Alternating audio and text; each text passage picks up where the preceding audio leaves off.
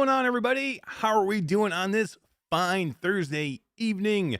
My name is Eric. Welcome to Q2C-VR Gamer Live. We are a weekly VR talk show that airs live every Thursday at 9 p.m. Eastern Time, where we broadcast to Facebook. Yes, it's working. YouTube, Twitch, and the multiverse. What is going on, multiverse? Good to be back in there and good to be back in Facebook tonight. If you cannot catch us live, folks, you know you can always catch us afterwards on your favorite podcast platform. But you know the deal, Todd. If they don't catch us live, they can't win. And we got some cool stuff to give away tonight. And we have a killer show for you tonight. We have the one and only SadlyItsBradley in the house tonight. We put him over in the wings. He was not allowed to talk right now, but when we do, he'll come. I swear, he'll be here.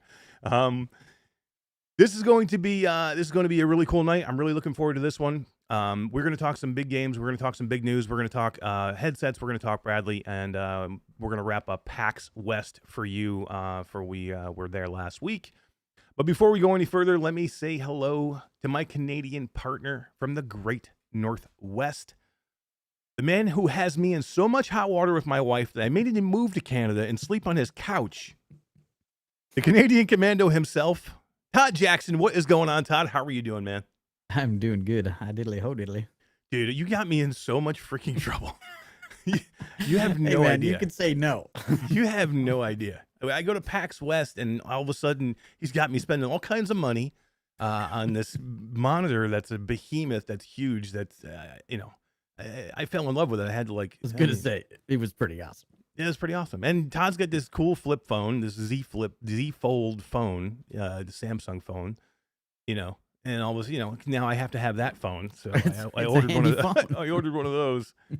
And you got me in big trouble, man. You got me in big trouble. My wife wants to talk to you, and she's not happy. No, I don't want to talk to Stephanie. She wants to talk to your wife. Yeah, right. We might need to find a place together and live like the Odd Couple. That's right. We'll be back on the couch. What's going on, man? How's your week been? It's been busy since I've been back, man. Holy crap. So many things to do, so many things to catch up on. I got projects in the wings that are behind. Like, oh my God. But so busy. You got to go do your first VR and game show in PAX West. I mean, yeah, cool first one as a important person. Oh, you're an important person now. Oh, well, I did the air quotes because it's really not person. Oh, you mean as a content creator, Todd? Yeah, to be able to see the other side of things and go in during the media hour when there's no people, and to be able to access the door without having to wait in a line, and all the little things that make being someone special. Oh, you're special now. At an event is kind of cool. So yeah, it was a great time. Dude, everybody's so many good people there. Everybody's gonna hate you, bro. I know, right? It is cool, man. It is cool to be able to do these things. It's a lot of work and it's a lot of money, out of your own pockets to do these things. But it's cool, man. It's fun to be able to go to these shows, and it's fun for you to go get, be able to go meet, a lot of the people that are in the industry that we deal with, quite a bit, that we're friendly with, that we're friends with, that we're we play games with, we do shows with, and you get to actually meet them, in person for the first time, and that was always a fun thing. And then me and you got to meet for the first time, which is pretty cool. Yeah, right. Like that was a big deal. So, and then we did a show together, sitting side by side, which was just weird. That was the worst produced show I've ever seen. Weird. It was like sitting on a stupid chair, and oh my God, it was. It would have been better off if I sat in the bathroom and did the show from there, and you did the show from the living room. The sound would have been better. And but my laptop doesn't have a camera apparently, so that went all the shit. I still can't get over that one. He just spent $1,400 on a laptop and doesn't have a camera in it. Who makes a laptop without Asus? Just thank Asus. I know, right? Come on. I know. But anyway, we got in it, so I can play VR with it. Well, so that's a bonus, but it'd be nice if you could use the camera for sure. But anyway, we got a really good show for you guys tonight. I want to bring everybody in right away just because we want to say hi to D. What's up, D? How are you doing? Good. I'm doing all right. How about you? Yeah, I know, back in your normal environments now. I know. I missed it, man. I've been gone from home for 3.5 weeks, traveling from Gamescom to Florida to schmoozing with all the VR people. I know. Yeah, I'm a schmoozer. Todd's special. He just told me. He just told everybody he's special. So. Yeah. Oh, I heard. Who is in his voice? You know who is special? That's this guy right here. Right. What is going on, Brad? How are you doing, man? Hey, I'm doing good. Hi. Surprise. Can you do the hi? I'm Brad for us one time? I'm sorry. I did it. My Yeah, cue messed up. All right. All right, we're gonna bring in Brad. What's going on, Brad? How you doing, man? Hi, I'm Brad. There we go. There, yep, Very perfect. nice. Oh, that was that was like, it was so fluid and smooth and easy. It was like, it's like we rehearsed that for It's like like an we hour practiced it. Yeah. before. So yeah, I figured I'd bring you guys in early and we can talk to the chat together, and just because you know, we're talking a little bit about PAX and you know, and going to shows, and we were kind of talking a little bit about that before we came on the air, and how cool it is to really to be able to go out and do these shows. And it is cool to you know, to be able to view these things as press and be on a different side of it. You do get a little bit of access. You know, you get some early access and some things like that, and you do get a chance to demo some things a little bit easier. So so it's kind of a nice thing to do. And I know you like to go to a lot of tech shows too, right, Brad? Yeah, I don't really. I usually skip the software shows. I love the freaking hardware shows like CES and SID and stuff. Those are my bread and butter. Those are just the best to get a glimpse into the near future, far future. It's really fun. Yeah, I think my favorite. I mean, I went to CES this year and I had a blast at CES. That was my first CES, and that was just blow away amazing. But I have to say, I think probably Awe was my favorite because it didn't really have any games at all, but it was all tech. It was great, and it was all VR tech and AR tech, which is, you know, right up our alley. So it was so cool. Yeah, I hear it's interesting you say that CES this year blew your mind, even though it wasn't your favorite, because I was talking to people and they're like, CES this year was like a no show compared to what it usually is for VR and stuff. So hopefully the upcoming one is just like back to normal, since things seem to be getting more Yeah, I normal. think pandemic had a ton to do with that, right? Even PAX West last year, from what I heard Yeah. from people that were there, it was like it wasn't even worth coming. But this year was, you know, 5 times better, yet still 5 times not as good as normal. So Yeah. So it's getting there, I think. Yeah. Yeah, I think it was so crazy for me because it was my first, so I didn't even know what to expect. So when it's your first, you're like, oh, this is same. amazing, and it happened to be my first ever show doing anything like that. You know, going as a content creator, so you know, that's always your first special show. So that makes a difference. But let's say hello to our chat, everybody, and we'll talk to them real quick, and then we'll kind of get into the meat and potatoes of this amazing thing, because man, we have so much to talk about tonight. It's gonna be really good. Mr. Tass is here. He says, get on the wheel early. You do want to get on the wheel early. We'll talk a little bit about some of the cool things we have. Bluebell is here. Says, I love Dead Second. Haven't played in a week or so, but it is so much fun. That is a really good game. I actually haven't played the Quest 2 version yet. I've only played the Steam version. I need to check that out. Let's see. Who else do we have here? We've got Rob Perry. Says, hey, y'all. What is up, Rob? How are you doing, man?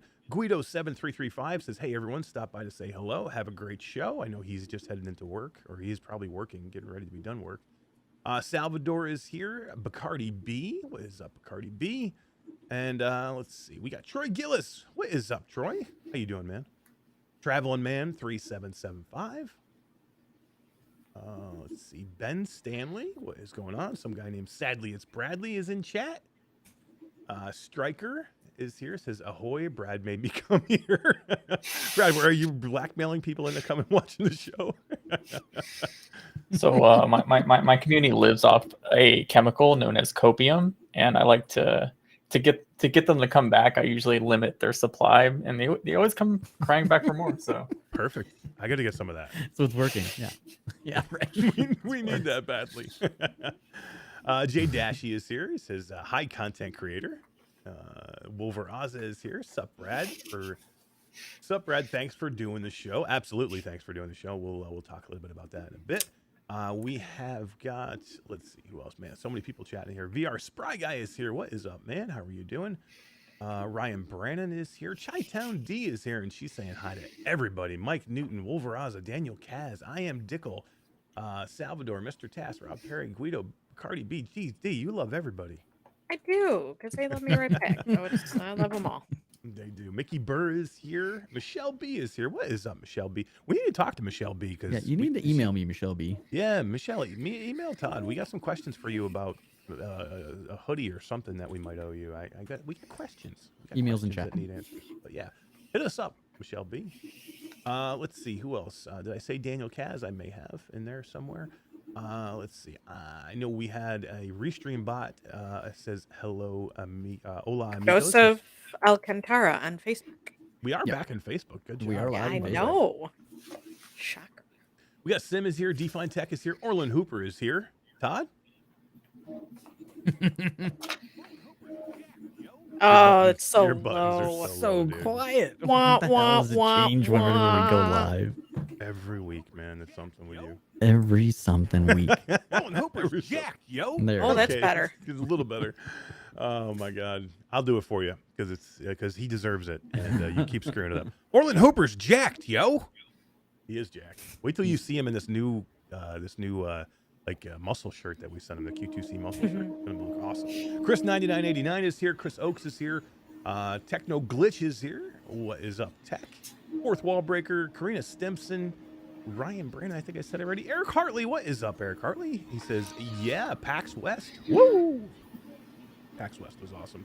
Had a chance to hang with Eric a little bit at PAX West. That was really, really cool. AppJ is here. Yeah, so many people. Can't even keep up. Dark Angel is here. Says, sup, gamers? What's up, Dark Angel? How are you doing? Let's see. Substatica, I see. The Academy of Language and Therapy and Life Coaching here is here. Says, good morning from the Highlands. Virtual Strangers, Wes is here. What is up, Virtual Strangers? How are you doing? Spent a whole bunch of time with them last night, D. Another late show on the Virtual Strangers Wednesday night show. Oh, I know. Oh, Right boy. there with you.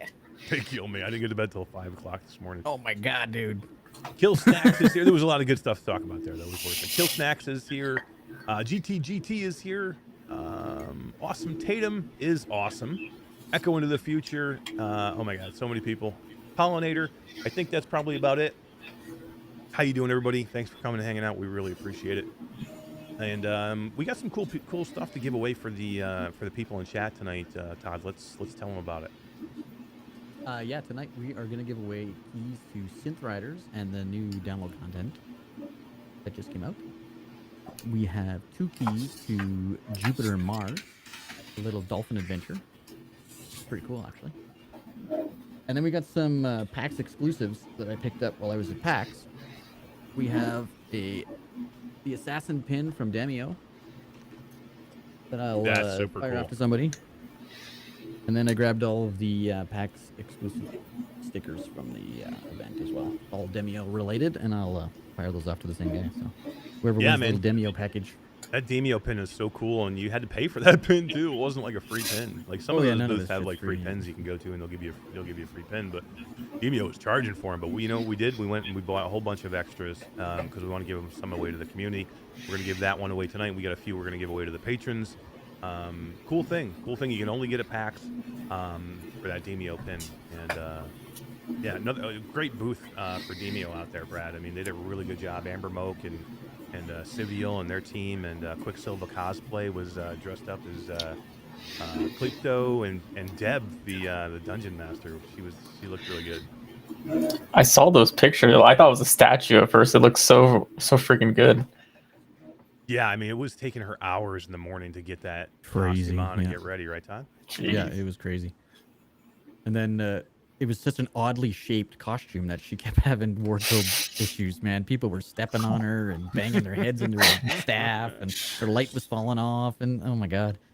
She got it in from, when she got her luggage and stuff from the airport, she had a finger that was ripped off her glove. She had, oh my God, she had hours worth of repairs when she got there. So It's so much work doing those cosplay outfits. I mean, unbelievable amount of work she puts into that. I mean, just making them, from scratch is time consuming, but just keeping them, working well and looking good, even just during the shows is a hassle. Mateo 311 has just stopped in. He wants to say hi to his awesome friend Brad. Hi. What's up, Matt? Thanks for stopping by, man.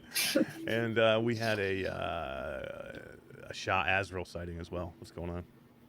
So, all right, let's get into some guy named Brad. What do you think, guys?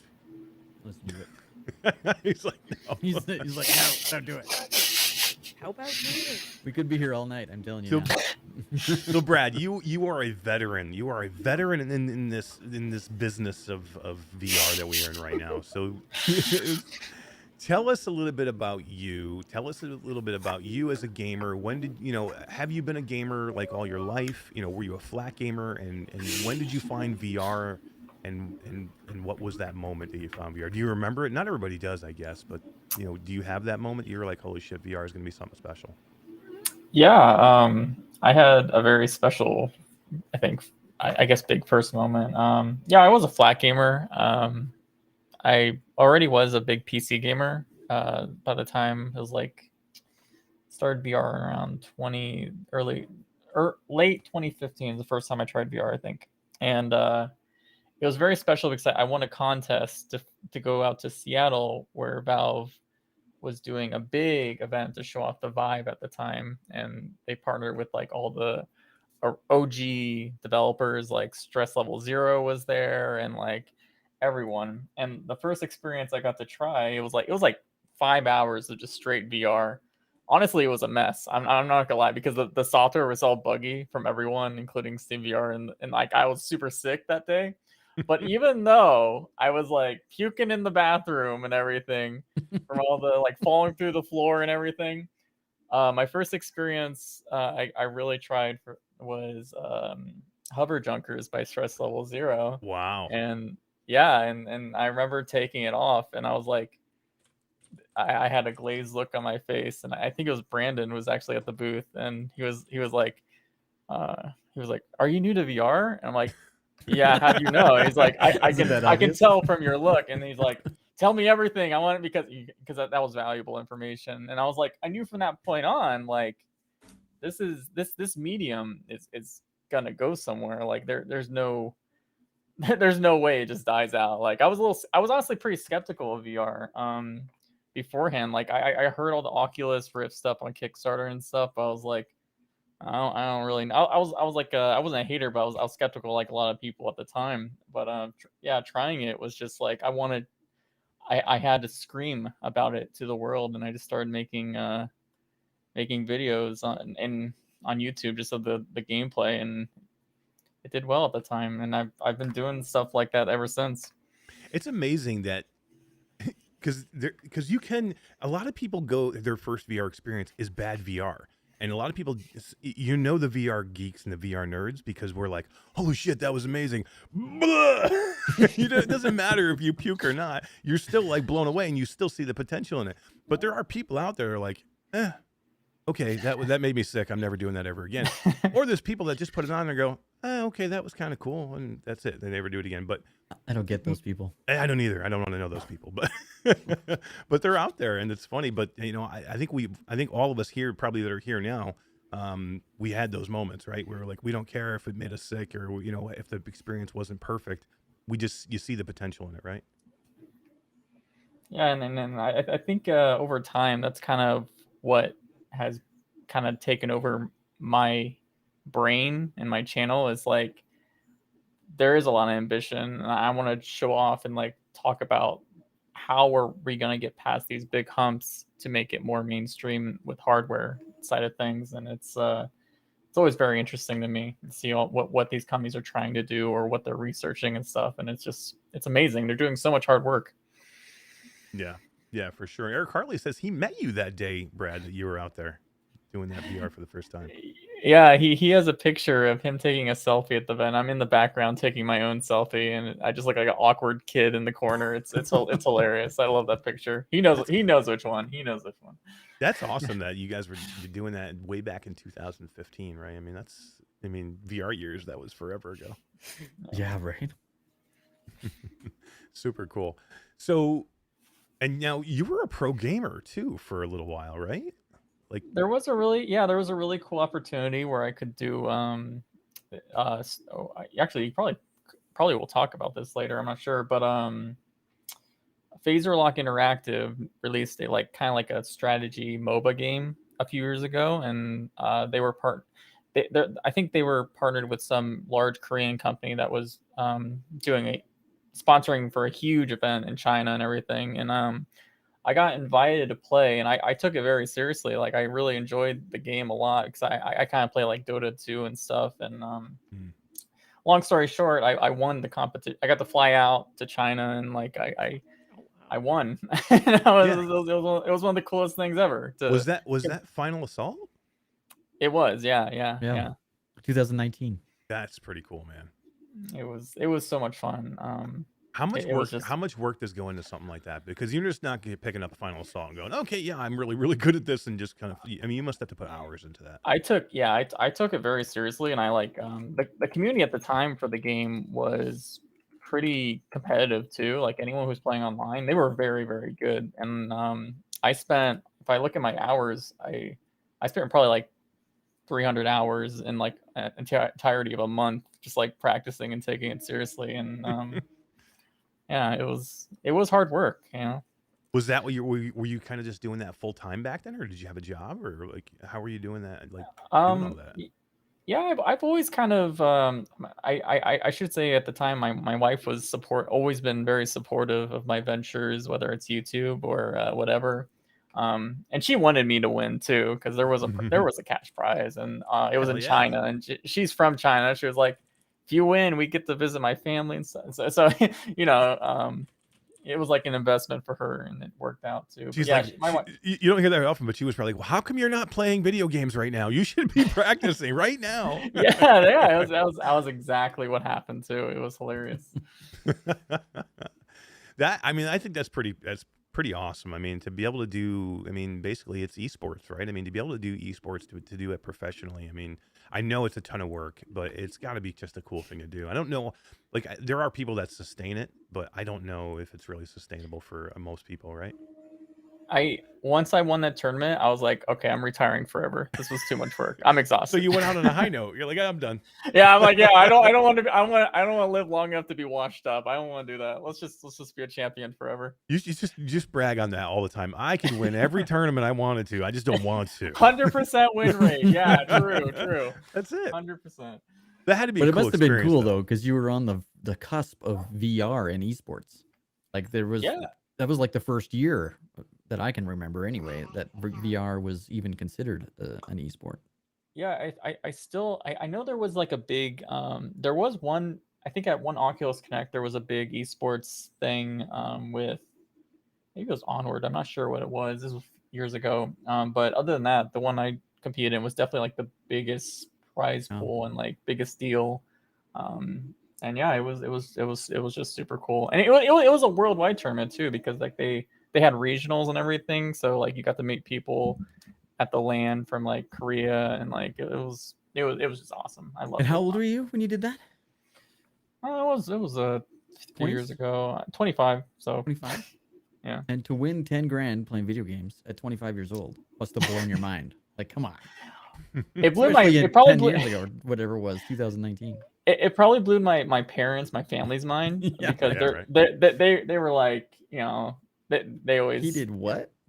They're like, dude, I always told you to get off those stupid video games growing up, and then I won all this money, and like some of them are sports fans. They're calling me. I had to explain to them that, yeah, a video game can get you $10,000. Yeah, it was fun. Yeah. Yeah, it's tough. It's. I mean, it's so cool. It's tough to make a living doing those things because most people can't. But I mean, you know, it's funny how you're like you kind of turn these things. You know, like my daughter has always been like, I want to be a YouTuber, and my wife's like, you can't be a YouTuber and make any money. And my daughter's like, Dad's doing it. So now she's like, all right, but Dad. Well, you can kind of turn these things if you work hard at them. And like I said, it is a lot of hard work, and you have to put a ton of time into it, and a ton of effort and sacrifice and things like that. And, you know, it's, you know, you mentioned your wife, and it's important that you have that structure behind you, that people that are, you know, supportive and able to do that, whether it be a husband or wife or partner or whatever. Because I don't think we could do it without them. No. Eric Hartley said the finals were at Oculus Connect 5. And Onakazi says, I think they did some on-stage Echo Arena there.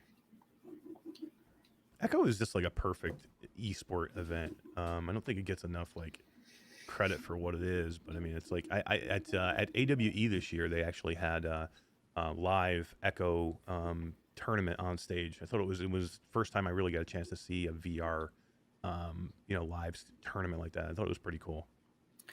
It's kind of fun because, like, I was already kind of a big fan of esports in general before that, and like there's a whole layer when you watch people looking stupid with their arms and like getting like crouching down fast and stuff. It definitely adds like a layer to the interesting. Like, it's more fun to watch the players sometimes than the actual gameplay. Oh yeah. I mean, because you know how it is in VR. You look foolish in VR. You think, and your headset, you look like the coolest person in the world. Yeah. Outside of the headset, you're like, what are you doing? Yeah, that's everyone playing Beat Saber. Yeah. Yeah. It's kind of funny that we're talking about this because it was just there's a big Veil tournament going on right now, and that's really kind of garnering a lot of notoriety, and somebody that we just saw this past weekend, Short Stack VR, was he was in one of the semis and he got beat by Lonely Viper's team. So quite bad. I felt bad for Short Stacks, but that's a tough team. Lonely Viper, he's great at, and then he put together an amazing team himself. So that's a tough one to beat. Yeah, I shudder whenever I join an FPS game and I see that Lonely Viper name in my lobby.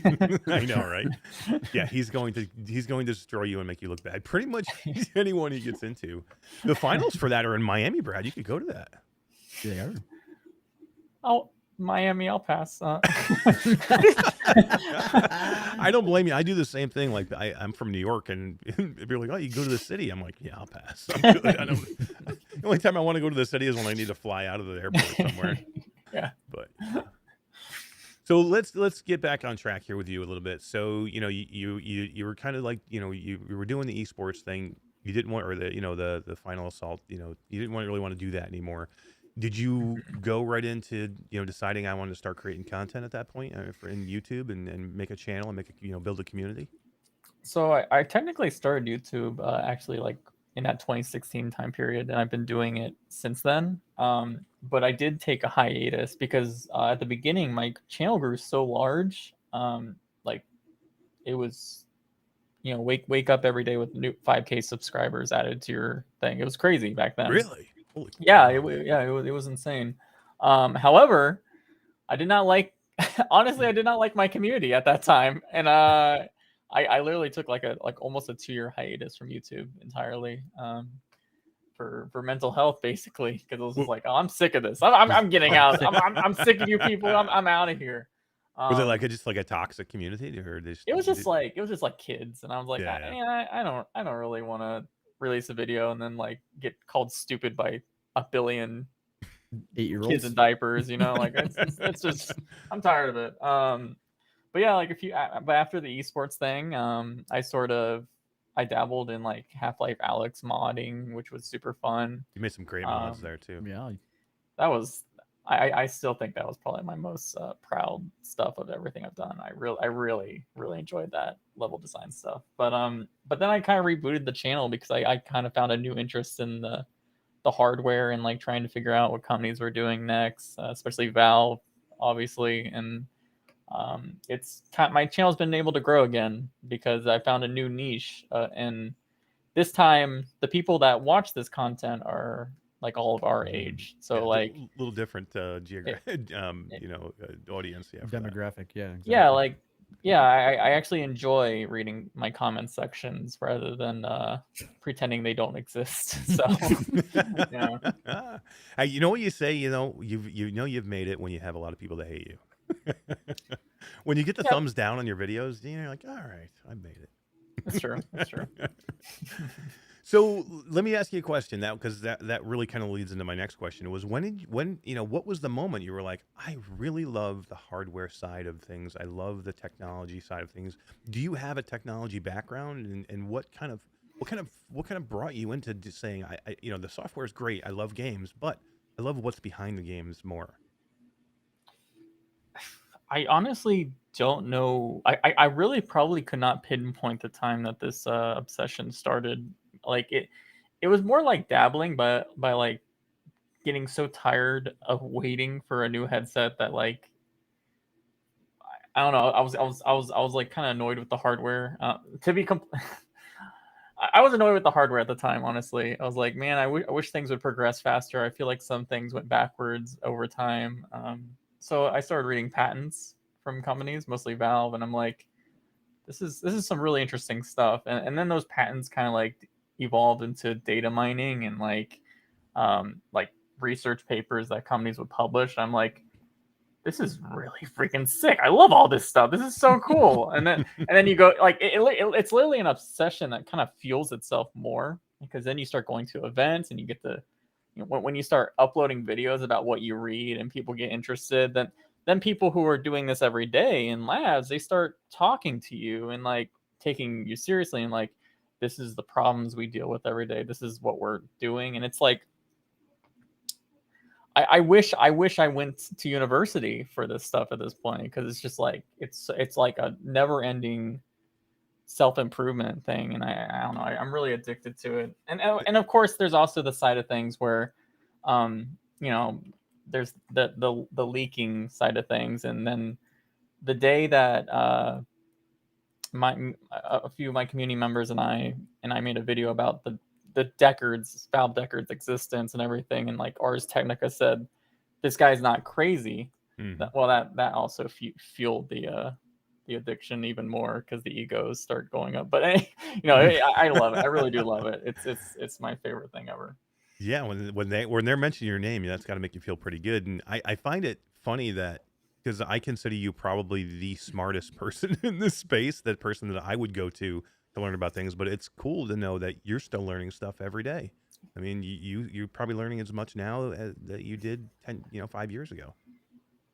I feel like the more I learn things, the dumber I feel compared to everyone else. Like seriously, I really do feel like you know, I read I read a 30-page paper on like why liquid crystal displays work better with pancake lenses or something like that, and I'm like, man, I learned so much, but there's still so much I don't know, and it drives me insane. But I appreciate people have that impression of me, but there's so many, like when you talk to some of these people at these events, you're like, oh my god, you're a freaking, you know nothing.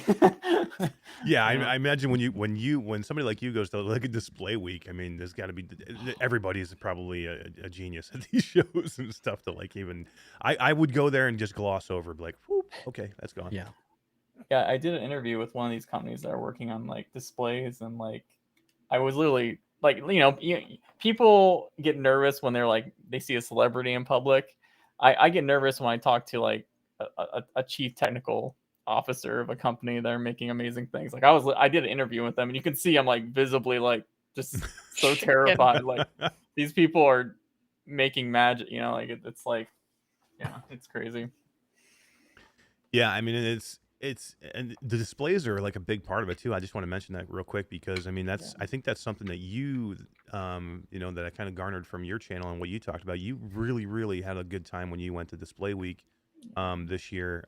Was that your first time going to Display Week? And you know, what was your biggest takeaway from that show? Because I know there was some super duper like crazy hardware there. Like I was remember seeing some of your videos, and some of the ones you couldn't even pick up. You actually had to put your face down on the table because you couldn't actually touch them. You were just looking into lenses and displays at that point, right? So just tell us a little bit about that.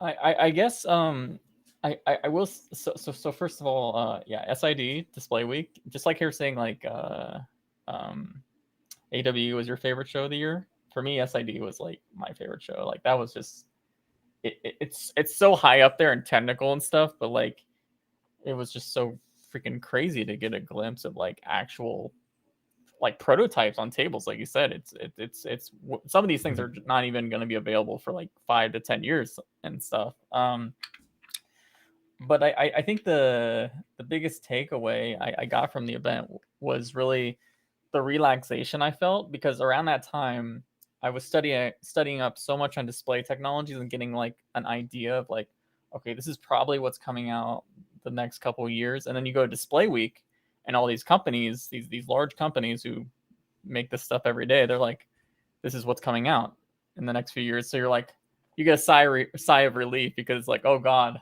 thank God all those videos I made saying this is coming like wasn't bull crap or anything.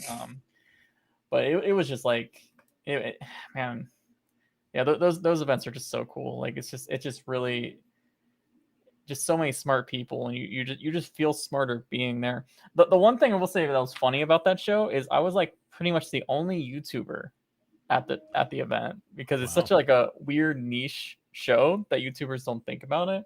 And when I was there, the people that were like running all the event were like, we love your channel. We think No what you're way. doing is they're like, we love That's cool. we've been waiting for someone to do like say all this stuff and everything. And I was like, I was first shocked that they knew who I was. I was like, I'm a VR YouTuber. It's like so niche, but they're like, we're so glad you're here. This is great. Well, so yeah, That's it's very just cool. it was just so fun, man. Yeah. It's funny when you build your channel, and we are still a pretty niche, channels and content that we do, but in the space we're in, you are huge in the space we're in. I mean, you're one of the people that a lot of people look to, so it doesn't surprise me at all that somebody would look to you, and because I know that we all do, and and most of this community does, because and even there's not people a lot in the industry, right? In the hardware side of things, not just the end user or the gamer or the the aficionado or whatever. It's the people in the tech side of things too. They're all watching you because they want to know what comes next and what leaks you've heard and all that. It is really fun because like I said, with the comment section and like the community that has formed recently, like if there's anything I don't understand in a video, I literally can just say I don't understand how this works, because if I do that, I'll have an engineer write a freaking research paper in my comment section explaining how things work, and I'm like, I love this. That's awesome. Yeah, right. I love it. It's so nice. Like I never have to wait too long to know something, because people are just these people work in this every day. They want to share what they're working on and stuff. It's just there's the matter of most people don't ask. Yeah, There's no one else doing what you're doing. There is no other hardware, deep dive hardware guy on YouTube. Yeah. Not for And VR. so anyway, everyone looks to you. Which but you do great. have a really cool, like, I know you have a pretty cool community of people, even that you guys work together with, right? That help you and go in. And I want to hit on that for a minute, but I just had a thought in my head. I had a question that I hadn't written down, but it's something I wanted to ask.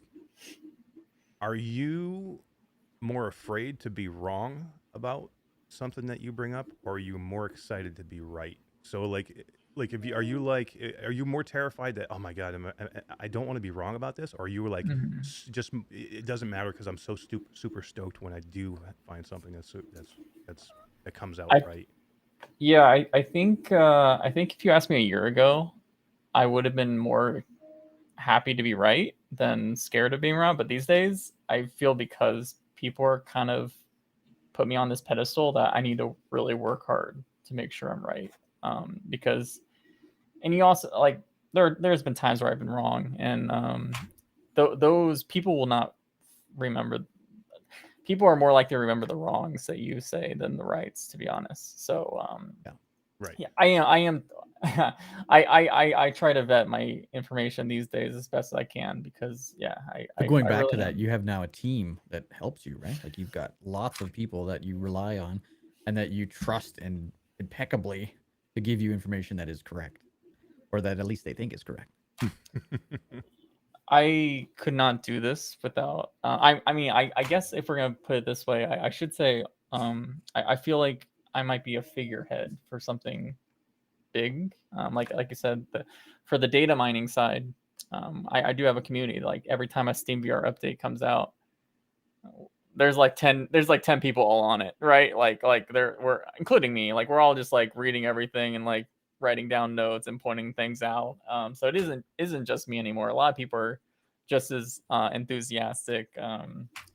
Even since when we found the Deckard code name, like it was like one person pointed this out, and then we just got a bunch of people together to find everything and make that original video. And then there's also the people who I talk to in the supply chain these days that are willing to, we compare notes back and forth of like what I've heard and what they've heard, and you vet the information that way to kind of come to the final conclusion. So if I'm gonna say anything, I'm probably more of a figurehead at this point for the data mining effort than the one that does the huge heavy lifting. So I'm very thankful for that.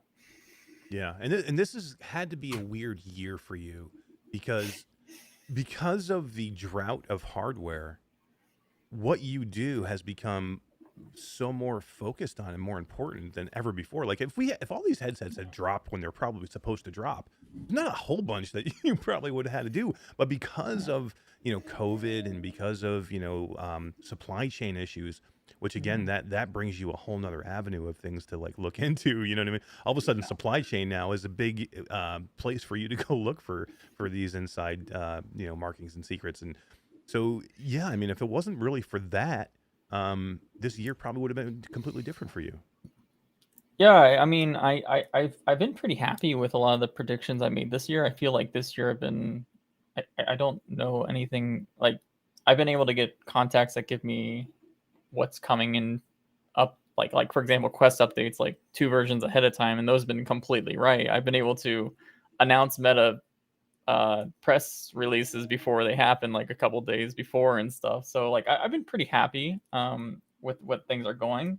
I do feel Oculus Connect will be like the most exciting thing because it's like, I put all this information out there probably the most, ironically, on the Quest Pro or whatever, and that'll be the make or break moment, right? Like everyone's gonna. That's the first thing people are gonna do. Is they're gonna compare what I've said about everything and be like, is this guy been lying the entire time and stuff? But yeah, it is hard with the supply chain because there's been times where I predicted release dates for certain things, or not even me, but another analyst I talked to would tell me this, and I would post it for them on the Western side, and everyone's getting delayed, even the large companies, like. But I've been pretty happy so far this year, honestly. Well, I kind of tell people all the time too. I'm like, guys, you have to understand that just because that information maybe didn't turn out to be wrong doesn't mean it wasn't right at the time. Companies change the fly all the time. Yeah. So just because when you reported it, that may have been the exact truth of what was going to happen at that point, but a week later or 2 weeks later, they have to shift their whole thing because of whatever might have happened, supply chain issues, whatever. You can't get things. Dates change. Sometimes designs change midway through. So it's all fluid. As an example, that we don't need to dwell too long on this, but like for example, the Information did a huge report about how they leaked an internal roadmap at Meta, and even said that last year they were hoping to get the Quest Pro out for Connect last year. Wow, whole year delay. Like that. Yep. That's how crazy things have been for the supply chain. That even a giant company like Meta had so many issues that they didn't reach their goal. So yeah, these things are very fluid. They're getting better though. Like they're getting they're getting way better. So that's good. But yeah. Yeah, I mean, and it happened to PlayStation. We pretty much, I mean, it's never been said, but I can almost guarantee you PlayStation's probably a year out from where they wanted to be anyway. Just because of the PlayStation 5, install base. They were nowhere near the number they wanted to be to put out a headset that you can only use with that system that most people can't get. Yeah. So super interesting. I'm glad that we had a chance to talk about that because it's one of the things that I've always been really loving about your channel is that you're not afraid to go ahead and say those things and put it out there, even though that I know there are probably some people that you're just like, ugh, I didn't have to hear from this person again. But I would just say definitely keep it up in what you're doing because it's, I like when you go out and take a risk and you put it out there and like you said, you always do your homework. We know that. And that's why we go back to your channel. It's hard. I think people don't realize how many DMs you might get when you're put in my position, and it's hard to vet all the information and try to figure out, are people trying to BS you or do you get those private messages that are people that are trying to sabotage you with oh my God, completely blatant obvious? Really? Hey, I didn't. Yeah. See, I always.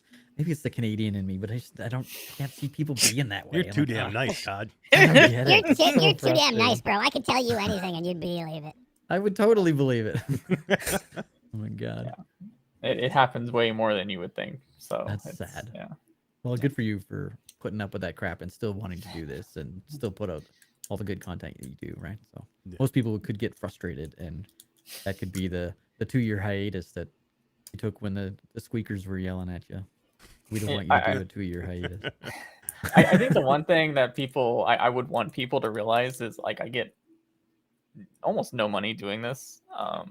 It's like I probably would have quit a year ago if I wasn't so passionate about it. So like, you know, it's not like and people are like, oh, he's telling lies because he's gonna get payment. I'm like, Yeah, payment 'cause for they're what? paying them under I'm the burning all table. these bridges with Meta, this multi-billion-dollar company. I'm burning bridges with HTC leaking this stuff. Like, what benefits do I get? I'm burning every contact I have by reporting this. You know, so. Oh, you're not making millions, Brad? Come on. Oh man, I have a question for you that I think everybody wants to know, and this is probably the question that's on the forefront of everybody's mind. I think so. Yes. Well, why does Brad smell?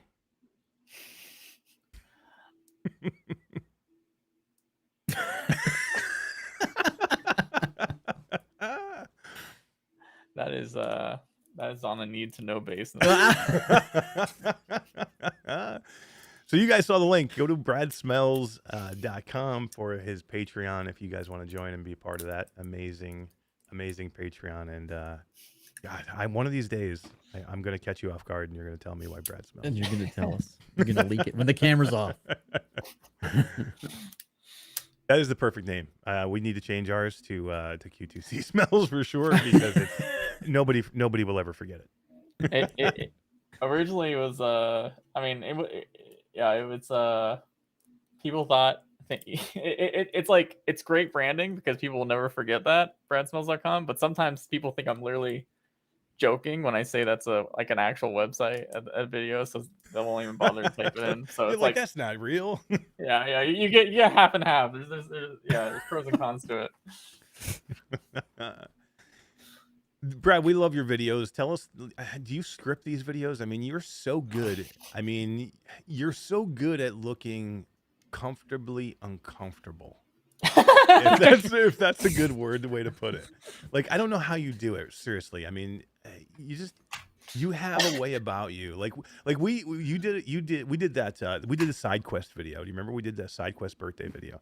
You had the best video out of anybody. Oh my God. My I favorite. cracked up when you emailed me that video. I was crying. I was laughing so hard. It was the shortest video and the best one. Oh, the delayed thumbs up is like the best thing I've ever seen.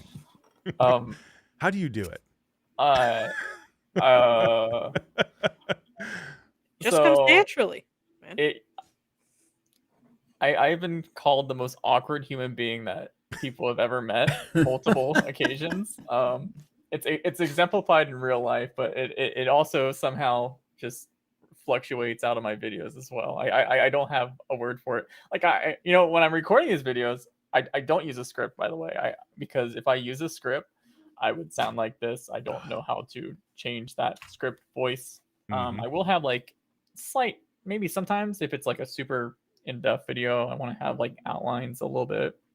So I'll have the word OLED micro displays, and then I'll go off on a tangent about it. But yeah, I've gotten. I've always felt I'm like, oh, I'm so normal and confident in front of the camera, and people are like, Brad, you look so awkward. I can't help but laugh every video, and I'm like, okay. Yeah, thanks. Let's Thanks, go. I appreciate it. Watching. Yeah, but yeah, I have somehow learned how to market awkwardness, and it's not some sort of scheme. It's just It completely who I works. am, I guess. So, Onakazi says you can't force these things. It just has to come naturally. yeah, right.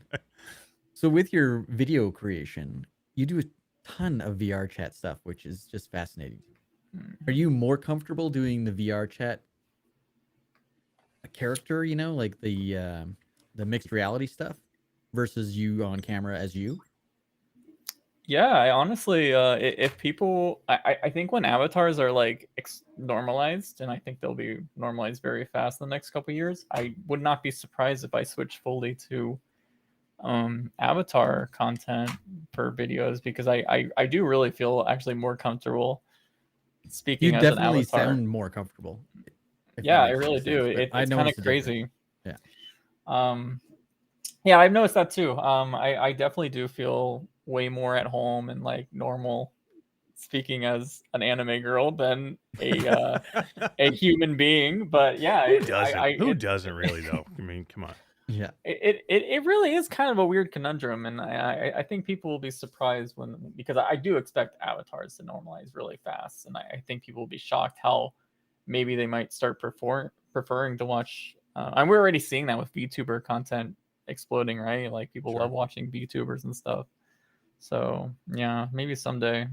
Yeah, I think with full body tracking and with with the way the avatars are created now and they look so good, and when you get full body tracking with facial tracking, eye tracking, I mean, then it truly will be feeling like you're speaking with somebody directly across from you, but being able to be whoever you want to be.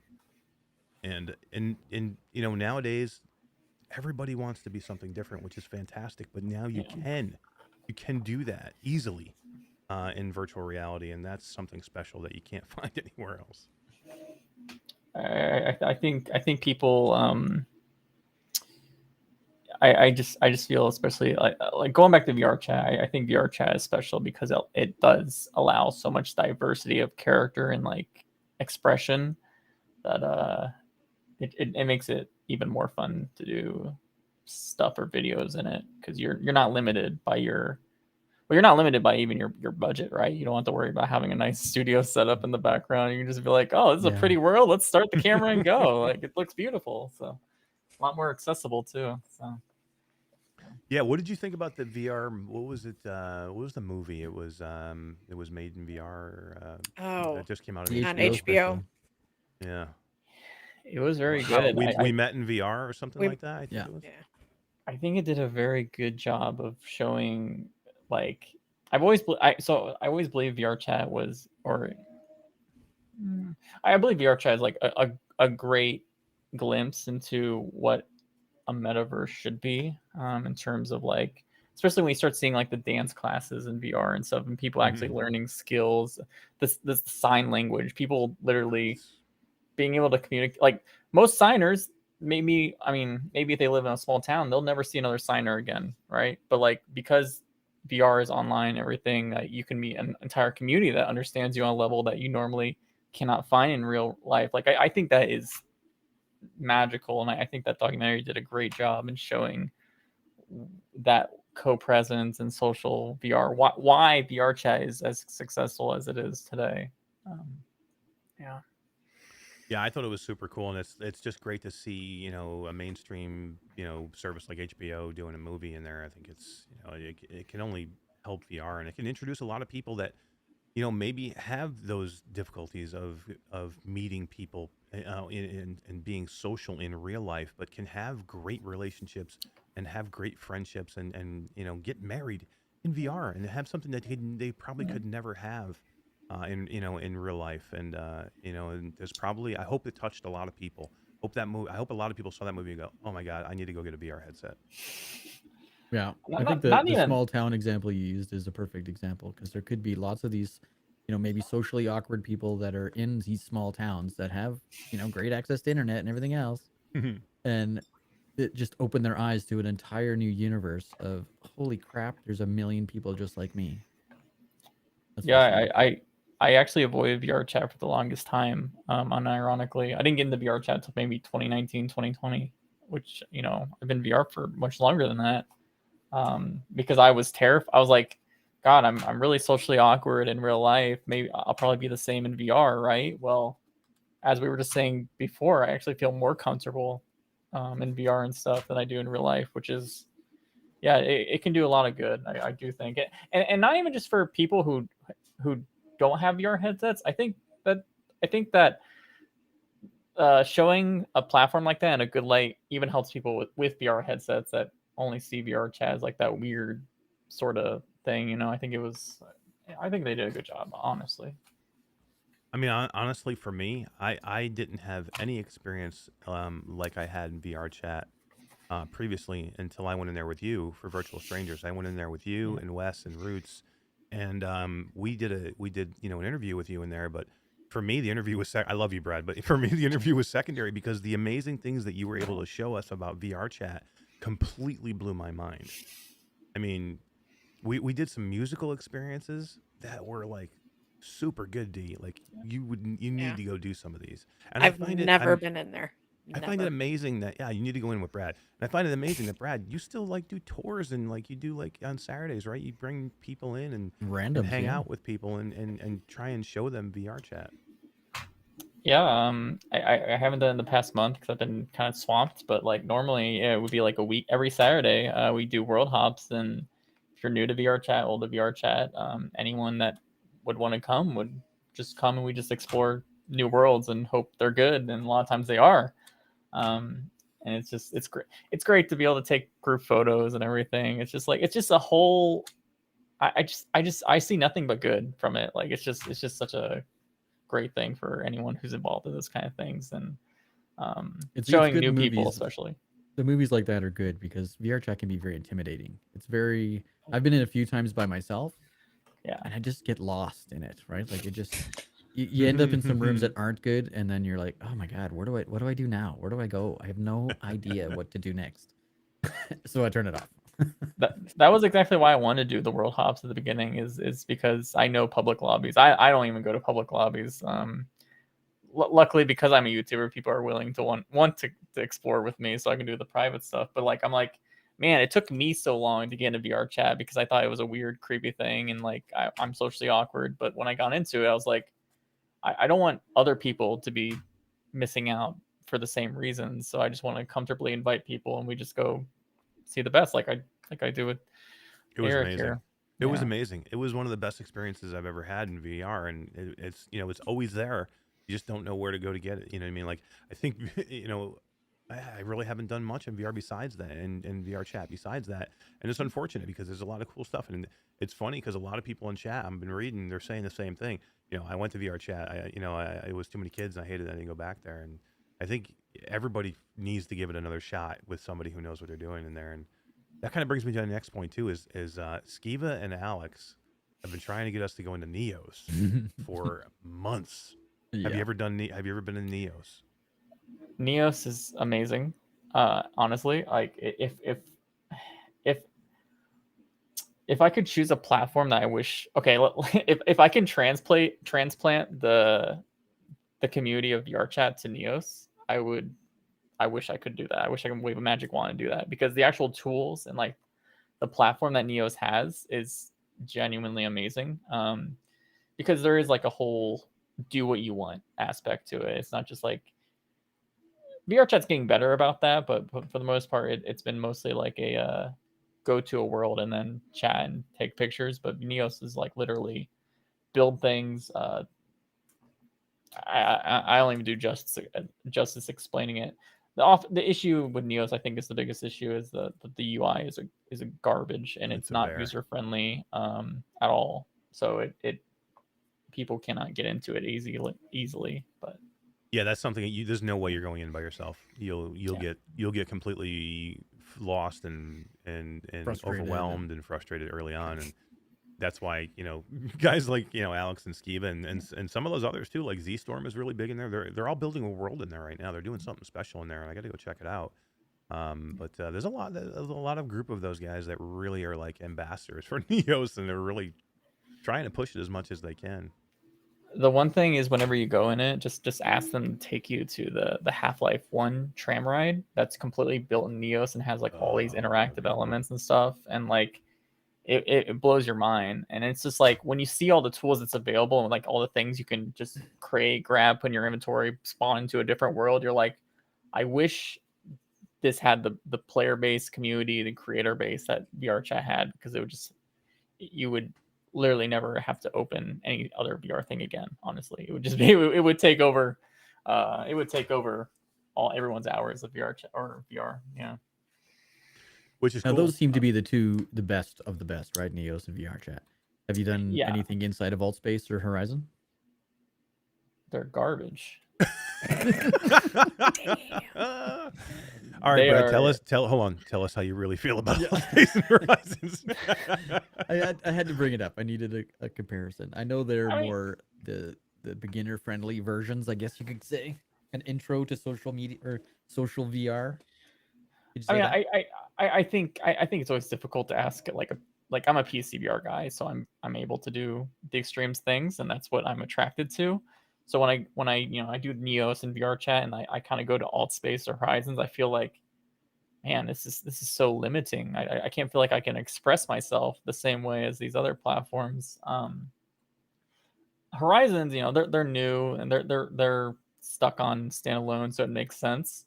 But Alt Space, man, they have no excuse at this time. It's garbage. Get out of there. It's been around for 6 years. It hasn't improved one bit, in my opinion. So I don't think I've it only has ever done changed one at all. thing in Allspace. I went to the Failed to Render Comedy Club in Allspace, and that's the only thing I've ever done in there. And that's actually kind of fun. I've been in there a couple times. And that's pretty fun. But Yeah, and I don't think it has anything to do with Allspace. It has to do with Right. Kyle Render and Failed to Render, because they're funny and they get good comedians in there. But I think you could do that anywhere.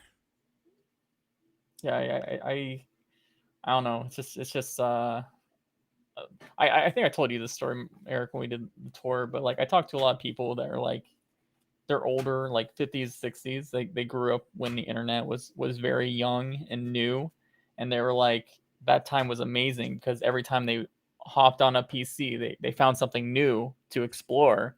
Whereas now everyone's kind of delegated to the same algorithmic websites all the time, and they're like, I'm a 60-year-old man spending every day in VRChat because it gives me that nostalgia for that time. It's like VRChat is like re-experiencing. It feels like the new internet to them, and I always like to tell that story because I think it's a very I think it encapsulates why people like coming back to VRChat, because that's a big problem. VR has a retention problem, huge retention problem, but you always see VRChat, their charts stay high up all the time because the users keep coming back because there's always something new. Yeah, it's kind of like Rec Room, I think, in that fact. I mean, Rec Room has a huge retention rate, also just because they have a lot to do in there. But yeah, with VRChat, it is good for a lot of people, especially older people that are trying to get into VR, because you're right. There's nostalgia in virtual reality that you can't create anywhere else. I mean, besides your own memories, but you can create things that will give you nostalgia, and you could. There are worlds built that are like, those 60s living rooms of you playing Atari, and just you could go in there and you could feel like you were back there again, and looking at rotary dial phones. D, remember when you had a rotary dial phone? I did have one in there. And shag, orange shag carpet, and yeah, orange fire carpet. Yeah, and the fake wood paneling walls. Come on, Yeah. it was Oh the my 70s. God, It was yeah. awesome. 70s Velour, and 80s velour were awesome. wallpaper. We're dating ourselves there. Right? Oh yeah, we had that. You had velour wallpaper? Where the hell did you? Yeah. Dude, my parents, man. Like 3-dimensional wallpaper. It was red with black velour like design on it. There was pink shag carpeting. Okay, on the please, nobody in ceiling. VR chat recreate that. Come I don't want on. to It's see been your done. red. It's been done. I don't want to see the velour wallpaper. I'm gonna find a picture and show you now. I am glad you brought that up, because one thing I've always kind of hit home, and I have a whole video about this, and it was I think VR is a very powerful tool for preservation of things that can no longer exist in the real world. We went to a recreation of the Tower of Terror ride from Disney World. That was awesome. That's there today, but that's a great example. One day they're going to tear down that ride to replace it with something new, right? And I mean, how many millions of people have rode that ride in their childhoods? Because someone recreated it, took the time to recreate it, even when that's gone, because it's going to be gone one day, it's forever, pretty much forever in the digital world, and people can go back to that. And I also like your example of like all the old 70s and homes and stuff. Like there's so much power to that people don't realize how amazing that is, and what we can do in VR. So yeah, good point. Yeah, that's one of the things I love about. I mean, I love games in VR, but experiences and things that will completely change the way you think and the way you feel, and affect you on a personal level.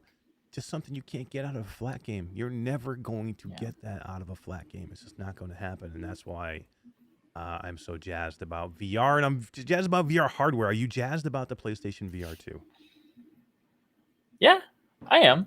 I think it's gonna be a good device. I think it's gonna remind longtime users that have been in VR since the Vive, like they'll be like, oh my god, I forgot this is what OLED screens in VR were like. Right. I'm so glad to be back. I missed you so much.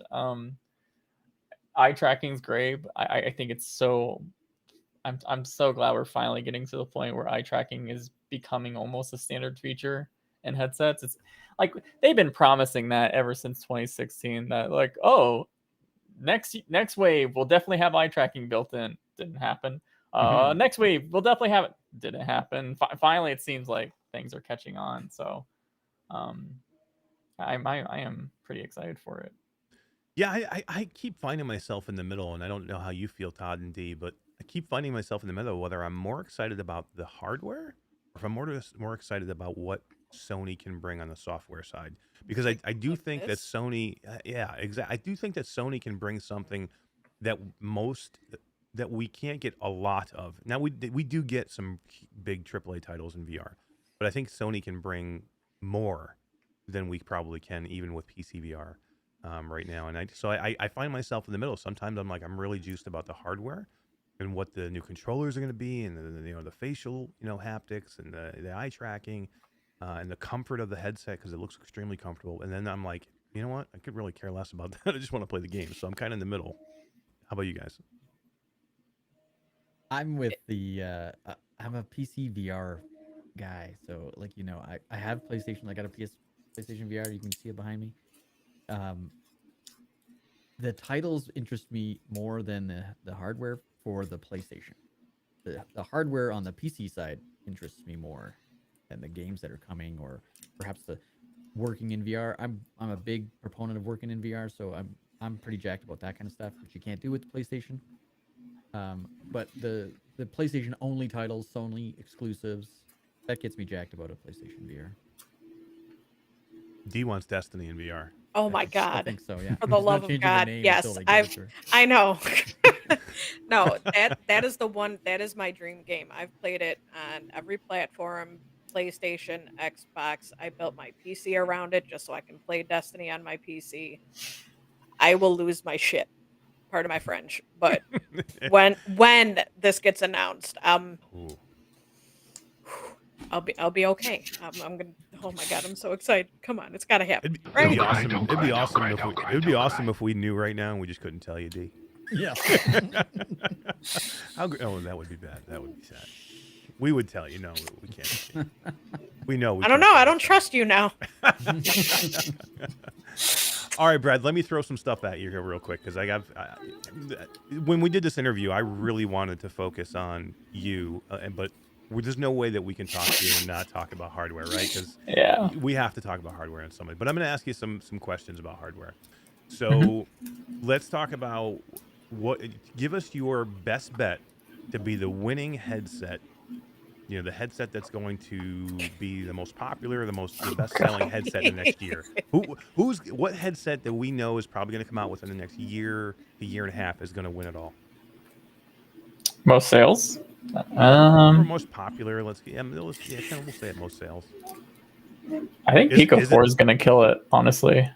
I really do think Pico 4 is going to do a lot. I think... Okay, let's put it this way. I think Pico 4, number 1. PSVR 2, number 2. Could be a current headset, too. We could still say the Quest 2. I think people are done buying the Quest 2, honestly. Or... I don't think I don't think people are rushing out buying Quest 2s anymore in like droves. Sure, they'll sell some more and stuff, maybe when they announce new software titles, but I think for the most part, I think most of the people who buy Quest 2 are probably done. Heck, maybe when people see the Quest Pro price tag, though, maybe they will buy a Quest 2. I know, be like, oh, I can do that for a lot cheaper. I could buy 3 Quest 2s for the price of the Quest Pro. Yeah. But I do think Pico is going to surprise people. Someone, I think it was Onakaze in chat, said that hardware enables software, and I agree with that, especially for retention. And I think the headsets that are comfortable at a low price are just going to be super successful. And from what Pico 4 seems to be they're going for that pancake at a much more consumer friendly price. And I think when people start saying, oh my God, I can wear this for 2 hours and not feel like my neck is dying, that's all it's going to take for that headset to blow up. PSVR 2, I definitely think the software is what's going to interest people more than anything. I think, yeah, I just to kind of go back to your question before, I think that's what's going to sell the hardware more than anything. I don't think people are going to be like, oh my God, eye tracking, and that's the reason they buy it or whatever. But yeah, that's pretty much my answer. I actually don't think Quest Pro is going to do amazing, and I'm pretty sure they know it's not going to do amazing. They're just trying to build that new product line for the future generations. In my opinion, that might.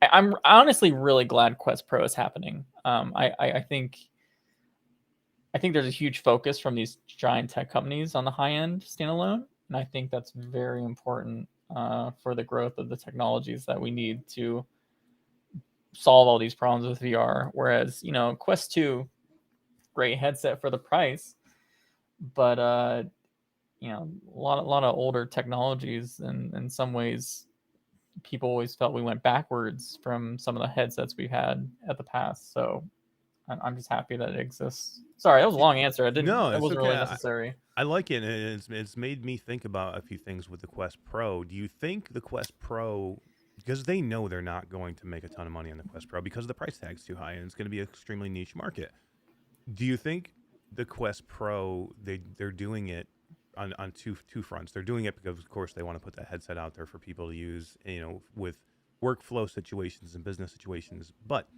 you think they're putting it out there also to kind of give them a roadmap on how to make the Quest 3 and do it effectively and do it cheaper? Because they're going to want to put a lot of the things that are in a Quest Pro into the Quest 3, but they're going to want to do it at a cheaper price tag to where it's affordable.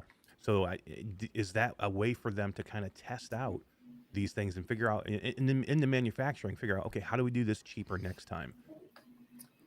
I think it's a kind of I think it's a yes and no answer. I hate to say that because I think so.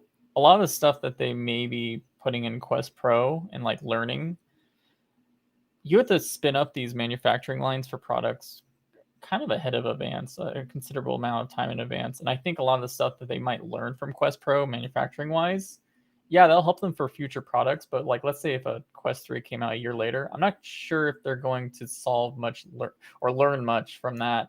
But I do hear people saying, like, for example, Quest Pro, they're buying so many of these small cameras and like for the headset and the controllers in bulk that more companies who maybe make these cameras are lowering the price because they're able to sell more quantities. So when they do come around to Quest 3, yeah, they'll be able to put more cameras in them because the costs, the standards are raised and the costs come down.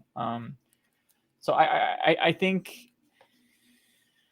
I generally think they just want a high-end device because they need to make premiums on hardware at some point. And they do need to start actually turning research projects into products, research to product, because people always confuse. There's a difference between research teams and productization teams, and you can get a lot more leeway with a high-end product in productizing research than a low-end could ever do. So, yeah.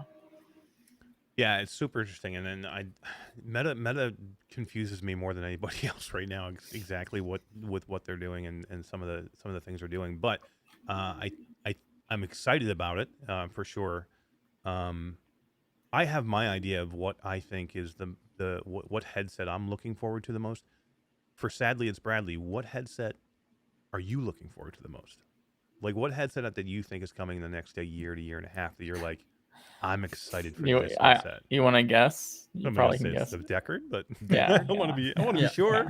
Yeah. I am a certified Valve shill, so I will always say the legendary Valve headset that may or may not come in the next year and a half. I don't know, but I don't know. yeah, I think that's pretty much it. I will, if the Valve doesn't come out, I'm actually pretty excited for the Apple headset, but not really for the reasons like I'm excited for it to hopefully come out with all the rumored specs that people have been saying, because I think when that thing comes out, it's going to light a fire under the manufacturing industry for VR. Like all these technologies that these other companies have been too afraid to mass produce because none of these, like, yeah, sure, Meta's a huge company, but these fabs in the East are not gonna just create new supply chains because of a Meta thing. But when Apple gets involved, all of a sudden everyone wants to copy. All the other tech companies are wanting to do very similar things. So all these cutting edge technologies will start making it come out faster, and that's why I'm more excited for that headset. I'm really hoping it lights a fire on the manufacturing and what's possible. So by the time Cambria 2 comes out, that headset will be a lot more impressive. So what's your daily driver right now? What do you use? Are you using an Index every day? Yeah, I still use the Index every day. Yeah. And you have a Quest 2, I assume too, right? Yours doesn't work though, does it? I did get a new one finally because I needed it for some stuff I was doing, but yeah, I never use it though, honestly.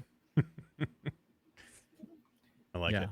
Well, so out of all the headsets that are coming, is there any that is there a dark horse headset? Is there a headset that could come out of nowhere and take over and maybe put Meta in its place? I think the fact that Meta is coming out with the Quest Pro, or whatever you want to call it, and not a Quest 3, is going to be a crap load of people that are jumping ship, because it's going to be a year or more before a Quest 3 comes out.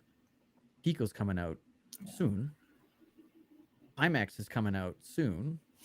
Deckard maybe soon. Maybe. Yeah. Maybe. Like, what's the dark horse that's gonna blow my mind? Let's just ignore Valve. I Yeah. I get questions every day. When's the Deckard coming out, Brad? Don't worry about that. I don't want to fuel that more, but no, like I said, I do think because Meta is focusing on this long shot goal of replacing laptops with a headset that might not be so comfortable to work in for more than an hour. Yeah, I do think Pico will be able to take a lot of market share from Meta. Meta's not going away at all. I think when people are like, those titles like Meta's ruined, Pico is coming, I don't think that, but I do think Pico's doing all the right things to take some market share away, and I count shake things up a little bit. Yeah, I think I count Pico as the most serious horse to come out. I think people are really sleeping on the Pico headset. Yeah. I know there's a lot of pushback against Pico because of them being owned by ByteDance and TikTok. And rightly so. People don't want that, and they don't want those type of things involved with their virtual reality, and I get it. But I think what they're going to offer, is going to blow people away. I think the Pico 4 really has the potential, and with that being subsidized by ByteDance, has the potential to be affordable and be really high-end, high-quality VR that we haven't really seen yet, I think. I think people will be shocked how marketing that headset heavily on TikTok for almost free is going to do for getting people involved in that. Yeah, right. There's a whole market that will cost them nothing to advertise to. You know how, like, I don't know, maybe you don't. When the Quest 2 came out, there was so much ad spending for Quest 2 ads that all the VR channels just shot up crazy amount of views because the algorithm wants to push related content to the companies that are spending a lot of money for ads. Same's going to happen for TikTok. That's probably even better, more effective at converting users into buyers. Very shady, I have to say that, but that's the reality. Like they TikTok owns this platform, and they're going to use it very well to their advantage. You even see like VR creators start to transition to TikTok because they're growing so fast and stuff. So yeah. Onikazi says not sleeping on Pico, but they haven't done shit here in the US yet. And It's kind of true. I mean, that was one of the reasons that we kind of killed Pico, not too long ago when they announced that they were putting 22,000 headsets into the European market, and it just seemed like it was an odd rollout of what they were doing, and they kind of completely ignored Canada and North America. It just seemed like they weren't ready yet. It seemed like it was just a weird rollout. It definitely was a test, right? I mean, at that point, they were just trying to figure out what they were doing, but it just seemed a weird way to like announce it. Like, hey, we're gonna be the Meta competitor, and we're gonna launch 22,000 headsets. And Meta's going 22,000 headsets. We sold those yesterday. That company's been growing so fast. Like Pico, they've been hiring.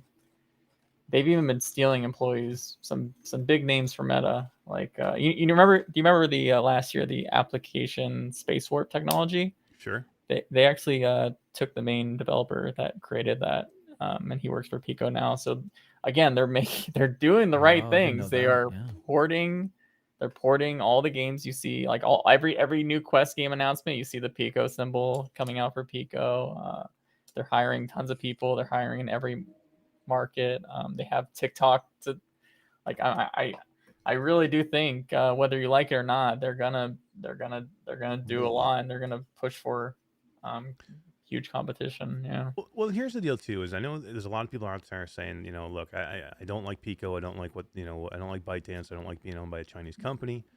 We've been begging for a competition with Meta for years, people. That's what everybody was saying. We just want somebody else. We don't want Meta. We don't want Facebook. We don't want Facebook attached to our VR. We've been asking for it for years, and we finally have somebody now that will compete with Meta on a level that it's going to be great for all people with virtual reality, because it's going to make Meta make decisions based on what we want also. And so, it's going to force both of these companies, or whoever that third company might be, into making better decisions for us. So whether you are going to buy one or not, the fact that they're there is going to be good for everybody. Yeah, I that's what I said to someone. It's like, it's going to be two large evils fighting over, and the only winners are going, I say winners in jest, but like, we are going to win because of their evil competitions quite a bit. So but we've needed competition in the standalone. PAX is not going to win anything. PAX is going to come out and be like, holy crap, here we go. You guys all like us. We're not ByteDance, we're not Meta, we're PAX. Come buy our crystal. Please invest in us. Smile. Oh man, they're trying, Brad. They really are. They're really trying. They fixed their website. I did see their website. It was very Apple-like, very impressive. It was, right? It was very clean. I was like, holy crap. Much different from the chaos that it was there before. Remember when they were doing the mystery boxes? Like, you buy this mystery box and we'll put some garbage in it. All I know is I was recently talking to people related to PAX about products they have not announced and may announce, and I'm like, don't announce anything new, PAX, please. Just release something. I swear to God, if they announce another headset before they release one, I'm literally gonna make a whole video bashing them. Like, I am not afraid. Like, it's getting ridiculous, honestly. I think you'll be okay. Deca zooms out of nowhere and beats them all. Onikazi says, Deca gear is gone, bro. Deca gear. I got a Deca move right over here, still in the box. That was probably the only thing that they did that was actually decent, was the Deca move. It would have been a cool idea. Did. Yeah, it was a kind of a cool idea, but died really fast. What about the Lynx XR1? Are you looking forward to that? Oh, everybody's kind of forgotten about Stan and the Lynx all of a sudden. I think I think they're they're a small company, they're a startup. I think my excitement for them is probably on the level for how big their company is. I think what they're doing is very nice. But yeah, I don't really have much to say. Everyone's releasing mixed reality headsets at this point, so it's going to be like, Lynx is so cheap, honestly, compared to some of these other headsets that are going to include mixed reality, and they're going to have the backing of Europe to help them grow bigger, from what it sounds like. So I'm more excited about their future than their first product, honestly. So yeah, they're very smart people working at Lynx. Like, I have mega respect for Stan and the team of what they're doing. So he's super, super cool, super smart. I got a chance to demo it when I was at it was either GDC or AW. I think it was GDC. I got a chance to demo it, and it really blew my mind what they were doing with that headset. But he blew my mind more than anything else. He's just super smart, super young too. You mean, you know what I mean? He's a really brilliant dude, and he seems to have a good head on his shoulders. And I'm very interested in what they do. I'm a little concerned that they're a little late now. That's the only issue. If they had shipped in June when they wanted to, or spring when they wanted to, I think they would have had a better chance. I think they're okay. Honestly, like I think because for what they're going, the price and what they're trying to do, like I don't think they were never really like a gaming focused thing or anything. Like I think they're in their own kind of niche that puts them in an okay position. But yeah, definitely agree about Stan. Like I could talk to him about technology for hours. He loves that stuff too. So yeah, obviously. And just a super approachable guy. I mean, just he would just sit there and talk to you for hours because he loves it as much as we do. So yeah, it's cool to see. And I love the openness, and he does these like little chats and talks, and you know, not many people do those things. These open AMAs where they just get out and give you all the info that's going on. If we're gonna talk about like evil, not links. If we're gonna talk about evil companies for a moment, there was a tweet. Sorry, I forgot who tweeted it, but they're talking about the Steam Deck and like how it felt like the first hardware in years that they felt like they actually owned, like fully owned. And I think links, as you're saying, the openness. I think people don't realize how, like, one reason I don't like my Quest is it feels like I'm renting something. Like I can't change anything about the software. I can't do anything with it, right? Like it's whatever the company lets me do with it. And PCVR is not like that. For like you can do whatever, you can install whatever, and Steam Deck's like that. So if a Valve standalone headset ever came out, I think people would love that for that reason. You know, that's why mods are just such a great thing for games. It's the same concept, you know, but for hardware. Yeah, I mean, mods are so good. Mods are just a big thing right now, especially if you have a PCVR headset and you're not doing any of these mods, you're crazy. I mean, it really opens up. And some mods were super janky and super hard to do years ago, but they've gotten them down so well now that they're easy to do. They're easy to, well, most are easy to do and easy to install, and most are really well done. So yeah, I mean, and same thing with, like you said, same thing with hardware. I don't think Pico, Meta, Apple, any of those companies are gonna release devices that make you feel like you own it. So No. Link's doing the right thing, being the good guy in that case. Yeah, love it. If there's going to be a good an Apple product where they'd let you manipulate the operating system, come on. Oh my god, Never happened. Apple's so weird too. There's another company I just don't know. I don't know what to think about what they're doing or when they're coming. If you let people install a different store, they're gonna get viruses. We gotta protect these idiots buying our hardware. Exactly. It's so true. We're gonna protect you from yourselves. Yeah, because you can't. Freaking sheep buying our $2,000 whatever. Yeah.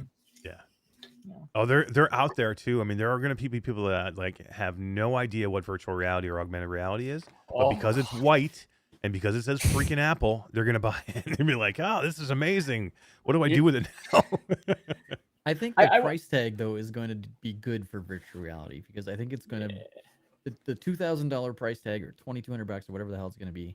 People are going to be like, "Oh my god, that's expensive. I could buy this for half that price. Let's try that instead." Yeah. Well, I think that's another thing, like Quest Pro, like an Apple headset, and like one thing I always complained is everyone's always used the Quest 2 for baseline, which makes sense, but they use the price as the baseline for all VR, a headset that was extreme losses especially when it came out. So whenever a high end headset came out, people would be like, God, I can't believe they're charging that much. Well, I think with Quest Pro, Apple, like people will be able to start understanding that high-end stuff can exist, and you can compare it more to the expensive stuff rather than like this shouldn't exist. It's not $300, you know. Yeah, so right. Exactly. Well, I think it's gonna be good for pricing. So I saw in your channel you're gonna live stream MetaConnect. And who isn't? I think we're gonna everyone's gonna do do it. Yeah. Shit. But I already made D take the day off. Yeah. You're planning to do a kind of a bingo board, kind of. Have you Bingo been board? prepping for this? I didn't see this. What I'm do you mean super bingo board? excited. I'm Maybe super excited. maybe I'll go to his chat. You guys do the show, and I'll go to. We should Brad's. live stream his chat instead of live streaming the other the MetaConnect. There we go. We're gonna restream Brad's. We'll restream show. Brad's chat. Yeah. But I I mean- think it's a great idea because you have made so many, whether they're going to be right or wrong, the predictions you've made, there's just been countless of them. So to be able to go through during MetaConnect and be like, yep, I was right. Yep, I was right. Yep, I was right. Yep, I was right. It's gonna So be is that, so that's much what fun that's to what you're watch. doing, like a bingo board like that. You're gonna check stuff off. That's cool. Exactly. Yeah, I think it makes sense. Like people have told me they're just waiting for me to be right or wrong. They have their I have an emote on my Discord. It's a little Pepe with a riot torch, and they're like, when they announced the date for MetaConnect, a lot of people in my Discord were adding me and saying, just with that emote, like, with the torch. better be right. Yeah, Or we're gonna like, burn you alive. yeah. So I gotta make an event out of it, but I am very confident. So I think it's gonna be really fun. I think it's gonna be a big moment.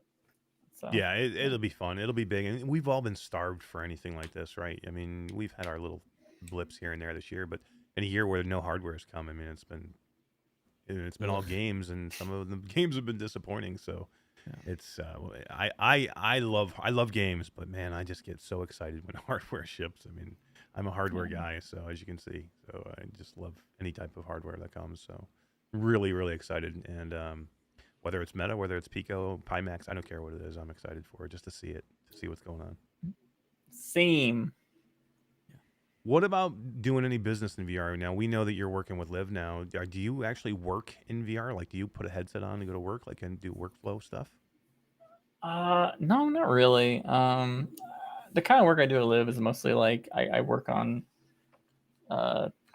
building a VRChat world. Actually, is my main thing for the company, because I always believe that you have a lot of VR companies, and the way they do marketing is all on the flat internet, I like to call it, and I think it's very important for especially VR companies to transition that to the VR realm. And I think, I mean, you're already seeing that. There was like a Japanese burger shop that opened a very fancy world in VRChat this week and stuff. So I think that's gonna be very normalized as well. But anyone that's not doing it now or thinking about doing it now is gonna be left behind, I think. So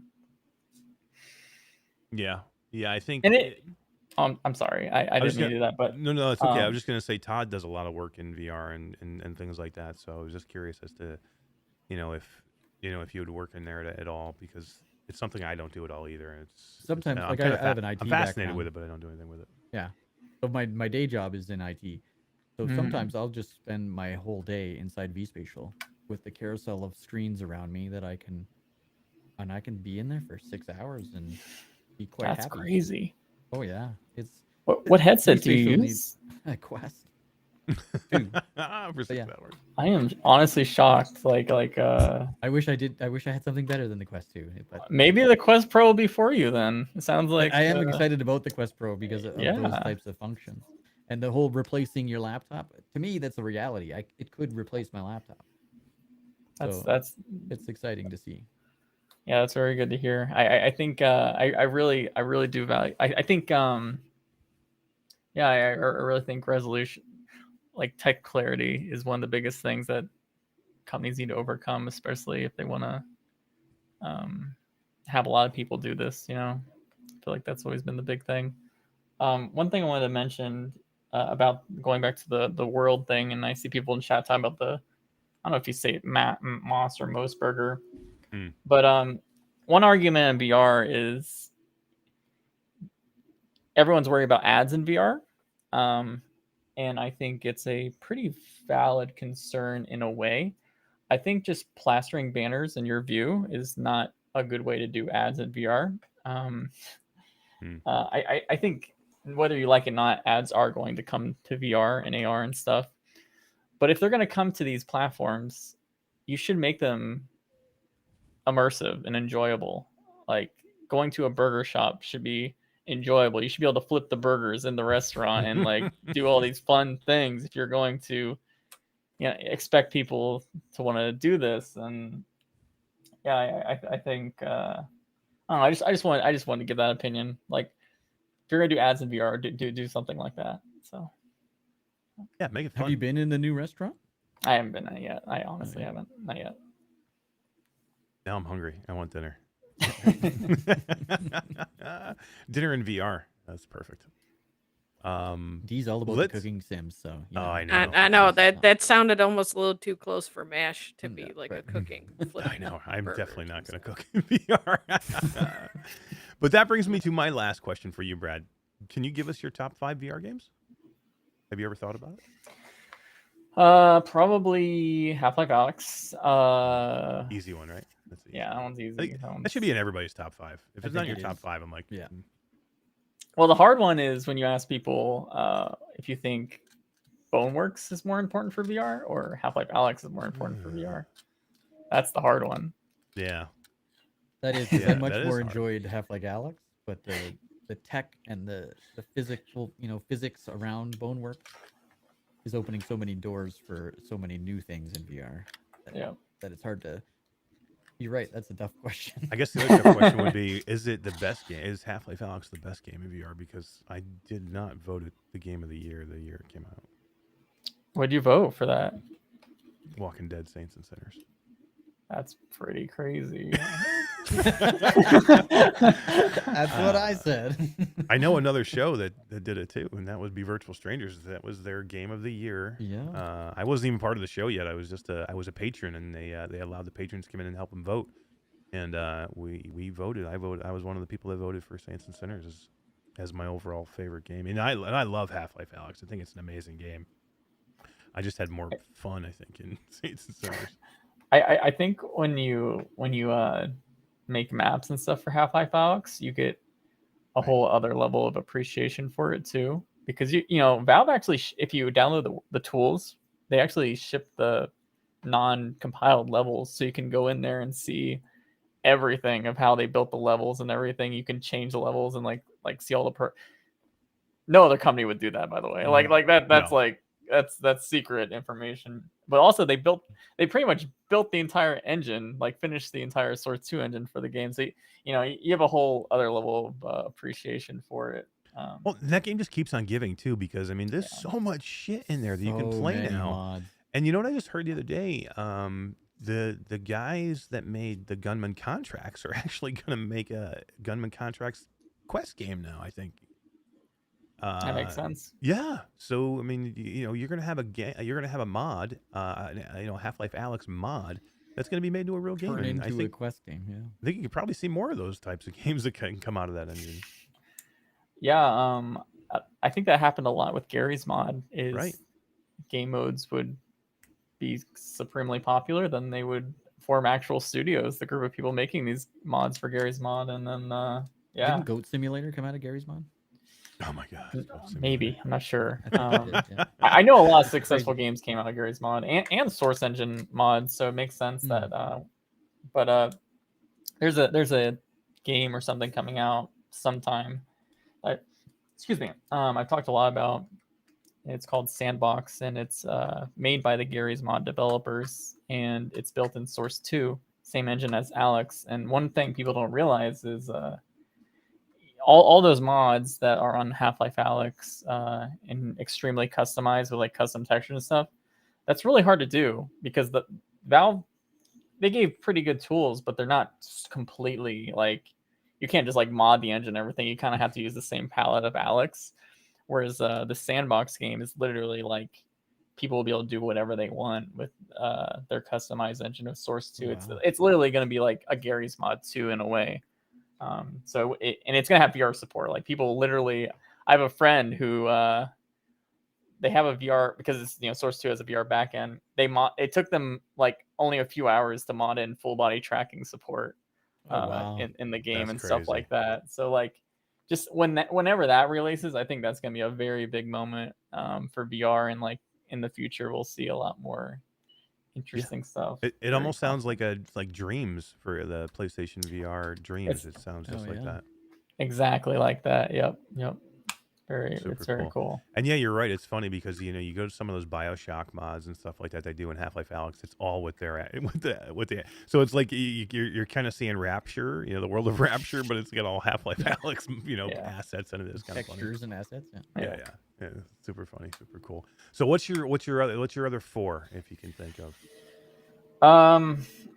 I probably did enjoy going back to that Final Assault game. I really did love that game a lot. Yeah, it's dead now. I don't recommend anyone buy it these days. But nobody's playing it. Yeah, no one's playing it. But back when it came out, the competitive community and the online was just, oh man, there was a reason why I could spend so many hours in that month, because it was just it was addicting. Obviously people will say Boneworks. I like VRChat's on there too, of course. Oh, right. Yeah. I don't want to count VRChat and EOS because those are they're their own things. So if we're gonna talk about games, look up Phasmophobia. I freaking love Phasmophobia in VR. Yeah. Nobody kind of talks about Phasmo anymore, but yeah, they just announced a new update, a big one coming. My son wants to try that. He told me that on Monday, actually. In VR? He saw a TikTok on it, and he's like, Dad, can I try that? Like, you can. If you really want to. It's so fun. I love it. It's so good. And probably a lot of clones of that coming out, too, this coming year. There's a lot of games that are very much like Phasmophobia coming. It was a sensation, honestly, when it was it was big. But yeah, it definitely fell under. What would number 5 be? Probably Until You Fall. That's a good one too. I haven't been that game forever. Long time, yeah. Wow. That game could be a workout too. Yeah, I remember feeling like I was playing Beat Saber, but it was a lot more fun than Beat Saber. That's why I liked it. Well, anything's more fun than Beat Saber, so yeah. I knew that was coming. I don't like Beat Saber that much either, so we're actually in the same boat. I love you, Brad Lynch. Oh, too funny. It's a good list, though. That's a really good list. I have a very difficult time making these top 5s, and we need to do this at one point, Todd. We just need to sit down and we should do it. And I don't know how, PSVR without parole, Brian Paul and Wes and the guys from over there, it was 5 of them, and they did their top 50 PSVR 2 games. It took them 7 hours. 7 hours. It took them live stream to come up with their list. That's crazy. Not easy, man. It's not easy. And Wes messaged me, said, for you, I kept Beat Saber out of the top 20. Woohoo! Too funny. Well, you know what we like to do here, Brad? We like to give away games too. We want to hang out and give away some games with us? Sure. Let's do that, because we got almost 70 people hanging out watching us tonight. Let's do that. Give away some games to these amazing people. We appreciate everybody being here tonight. I hope you guys enjoyed this. This was a lot of fun. Thank you, Brad, for being here and kind of opening yourself up to us. And I wanted to really know about you, but I had to get some tech stuff in there at the end. I like hearing my own voice, so who doesn't? I need a screenshot of that. While they get let's give a key let's give a Synth Riders key and DLC away, guys. Go ahead and get that ready. I do want to ask you one question, Brad, while they're getting that ready. How was it for you coming from out from behind the camera the first time when you get on? I mean, were you super nervous, and do you still get nervous when you come on? Were you nervous before coming on here tonight, or have you kind of gotten over that and you're just I'm me and it's no big deal? I don't get nervous anymore, I think. Like I said, even when I record videos, I never feel like I'm nervous or awkward, but yeah, I don't know. I feel good. I feel happy to talk about these things, because it always feels good when you're talking about something passionate. I don't know how people do YouTube and not, if they're YouTube about a topic they're not even passionate about anymore. I'm God, what's the point? Yeah. Then it's like work, man, and we don't make enough money on this for it to be like work. If it's not enjoyable and if it's not a passion, then we just can't. You just can't do it. And D, exactly. Do you still get nervous, D? Of course I do, man. You know this. She always gets nervous when we leave her on camera. Don't get nervous, D. Don't you dare put me. Don't. But you're fine. Look at you. We're going to help you right now. We're going to help you with your nervousness. You're going to be the center of attention, and it'll be okay. Brad, I'm sorry. The interview's over. Oh, no. Come on. Don't No. let me be the Brad killer, dude. Come on. No. No. Brad killer. All right, I'm done. Get me off. Get me off. Thank you. We'll put the wheel up. How's that? Okay, that's fine. So this is Synth Riders with the DLC key of the new Legend. What's the new DLC? Legend something, right? The Legendary. Legends, I think. Something. Pretty cool. I've actually done a couple of songs already. It's pretty cool. Brad, are you a Synth Riders fan? Have you ever checked out Synth Riders? It's nice. I don't play it very often, honestly. Nice. So Tiffany from GC13, the Diet Pepsi cat, she messaged me yesterday. She's like, "Hey, can you want to play some? We're gonna play Synth Riders tomorrow night at like 9 o'clock. Does that sound good for you?" I'm like, "Sounds excellent." If it wasn't during my show, Eric Hartley wins Synth Riders. Congratulations, Eric! And it's I just saw somebody said, "What's the odds of Brad winning the game?" Winning the game tonight That off would the have been wheel. hilarious. Because Alex did it VR not did too that, long ago. yeah. Remember? Yeah. He called it too. He called his own win. And He wants a loved it. reroll. Eric says we reroll. can totally re-roll. Let's do it. Let's roll it again. That's why we got the wheel. Thank you, Eric, for re-rolling that wheel for some awesome person here to win that game. I'm a fan of Synth Riders and the multiplayer for sure.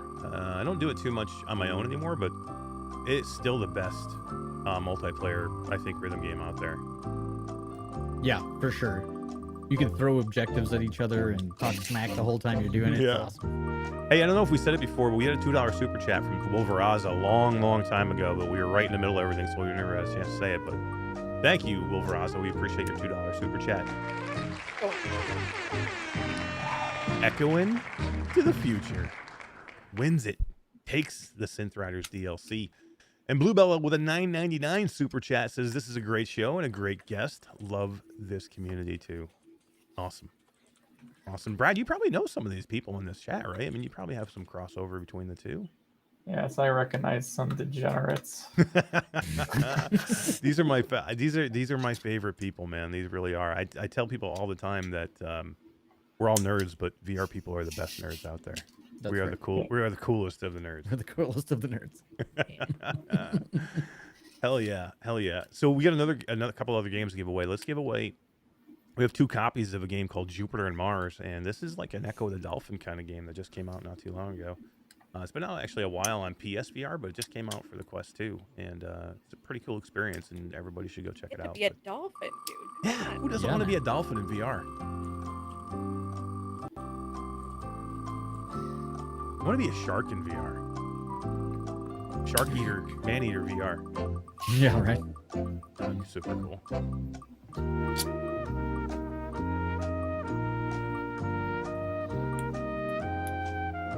Onakazi.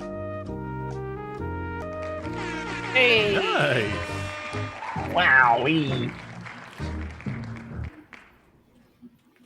Congratulations. And one more piece. Dolphins are sure horny, I hear.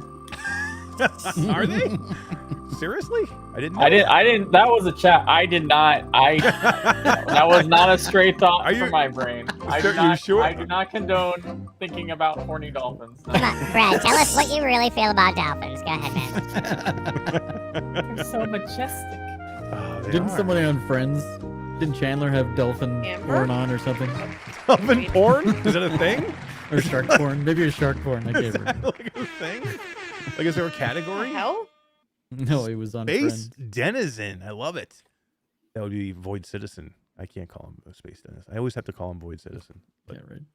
congratulations, man. Congratulations. Onakazi and Space Denizen for Jupiter and Mars.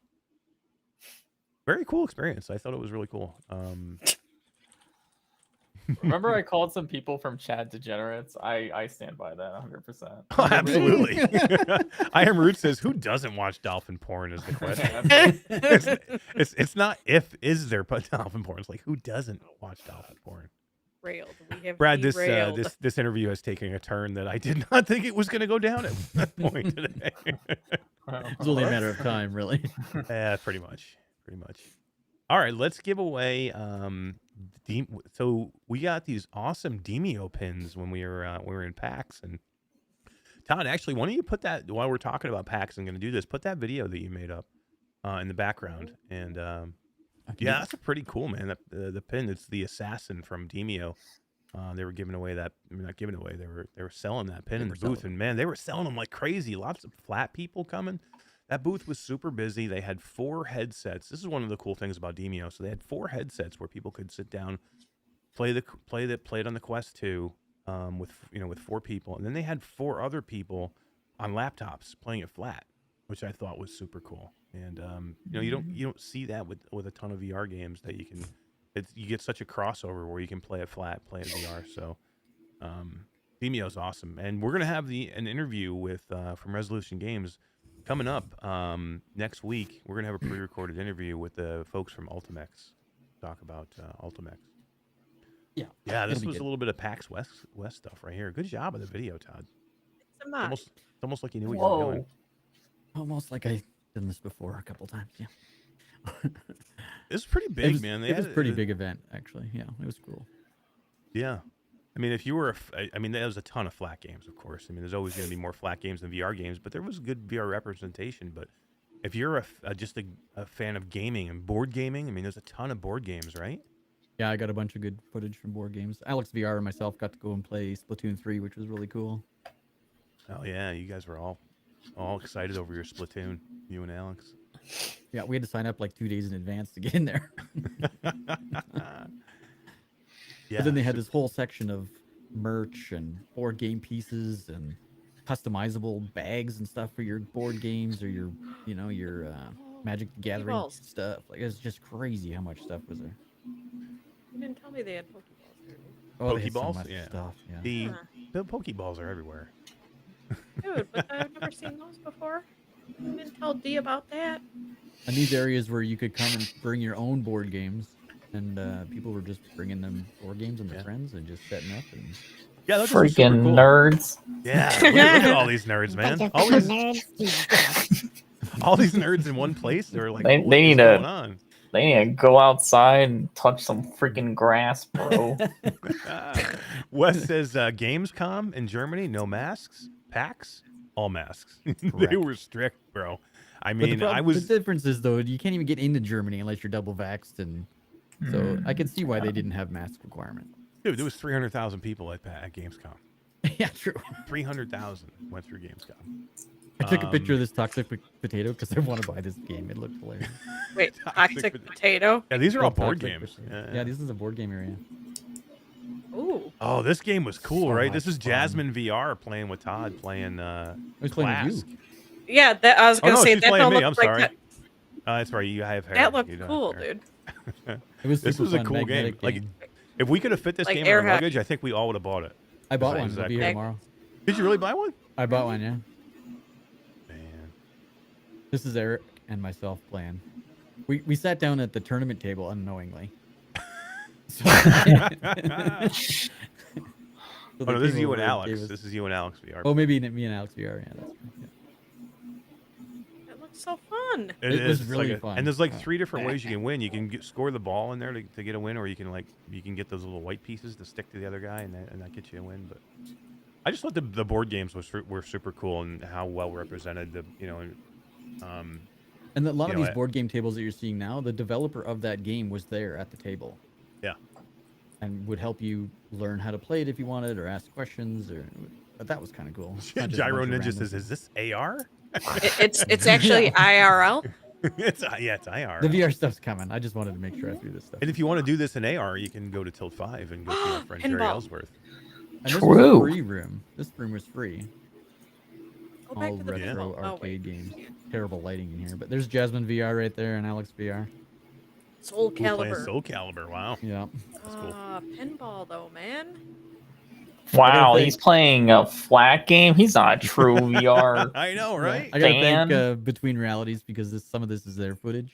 I think Skiva took this video, to be honest. So they were genuine. Ooh, nice to let me use. Look at that! I don't even know what the hell that game is. Hologram, it's Time Traveler from Sega. You kidding me? I've never even seen that. I thought you were old, dude. I'm And there's my favorite game. Like, I kicked Alex's ass. Yeah. I'll go back to the pinball, man. Show No, me this pinball. game right there. That's the best game in the whole. I love Joust. And then I don't know if you guys have ever heard of MES. Mess.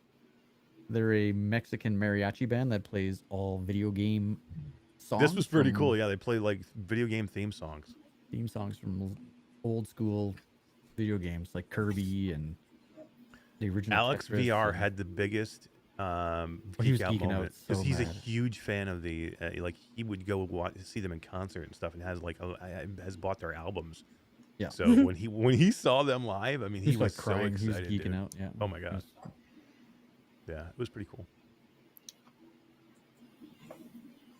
But just a all-around look at what happens at a PAX for those other people that may have never been to one.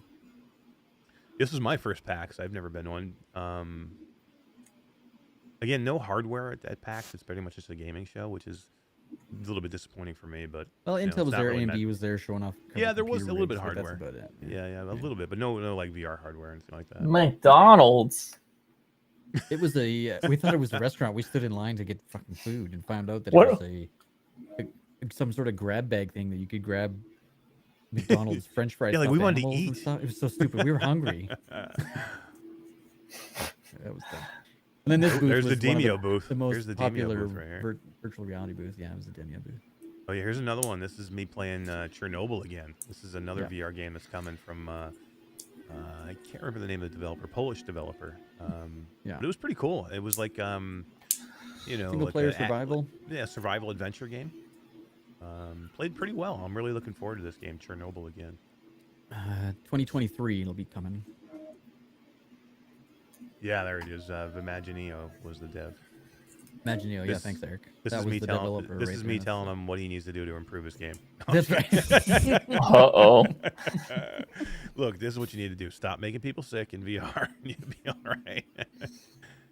He was great. This guy came out to all of our events afterwards, and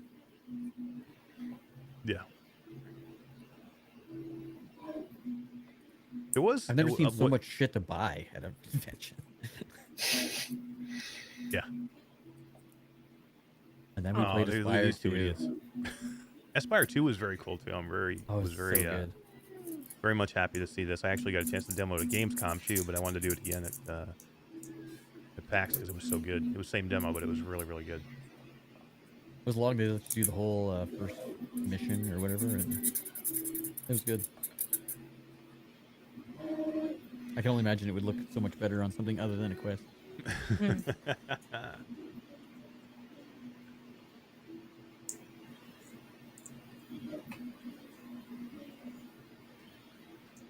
All right, Todd. Let's run this a little bit, and then we'll let's give that key away. We got to get Brad out of here. We've held him for almost 2 hours. Can you believe it already? Can't believe it's 2 hours almost. I know. Help. He's like, get me out of here, dude. That's too funny. We'll do the Demeo key. Yeah, this is going to while be that's for running. Demeo pins and stickers. Pins and stickers, which is super cool.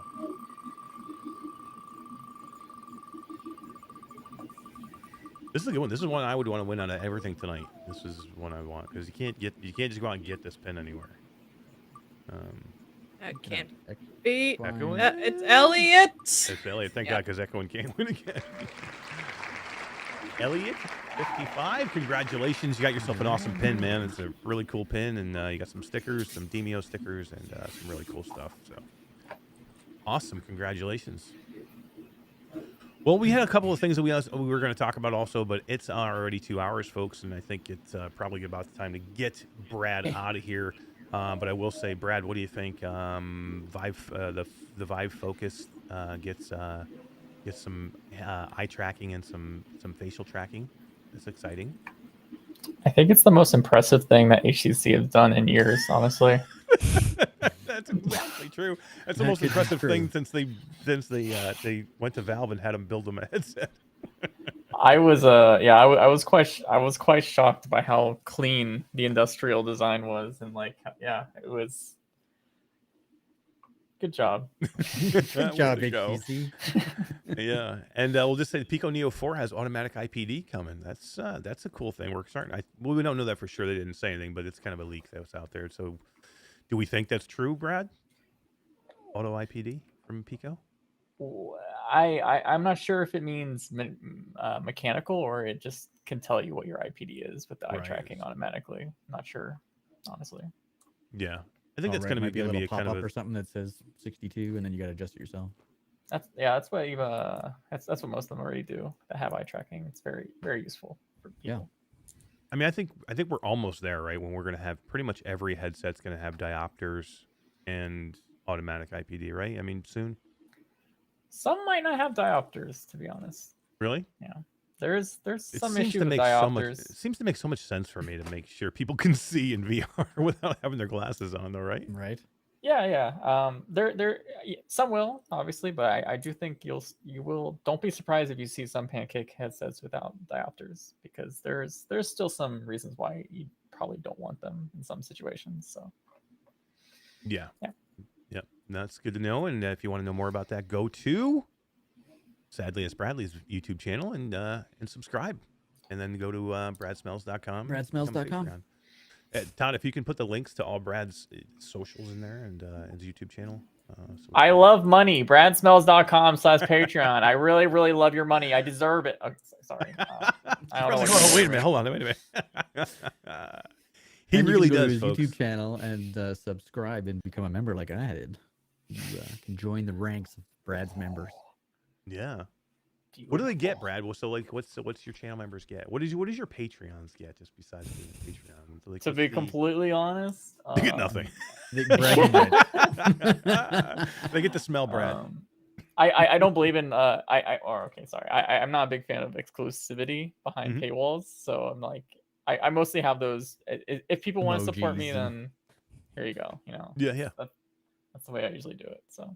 I like it. Very, very cool. What do we got here, Todd? Let's talk about one more thing. Let's talk about PSVR announces Firewall Ultra for PSVR 2. I just thought that was pretty exciting. D, you excited for you've never played Firewall, right? No. Yeah. No, Quest 2 is the first thing I've ever owned and put all my VR time into. So Brad, D just built herself a VR playable Not PC. yet. Kind of.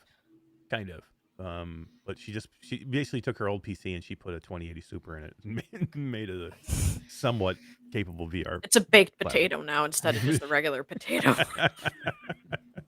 I want you to play Phasmophobia in VR. There we go.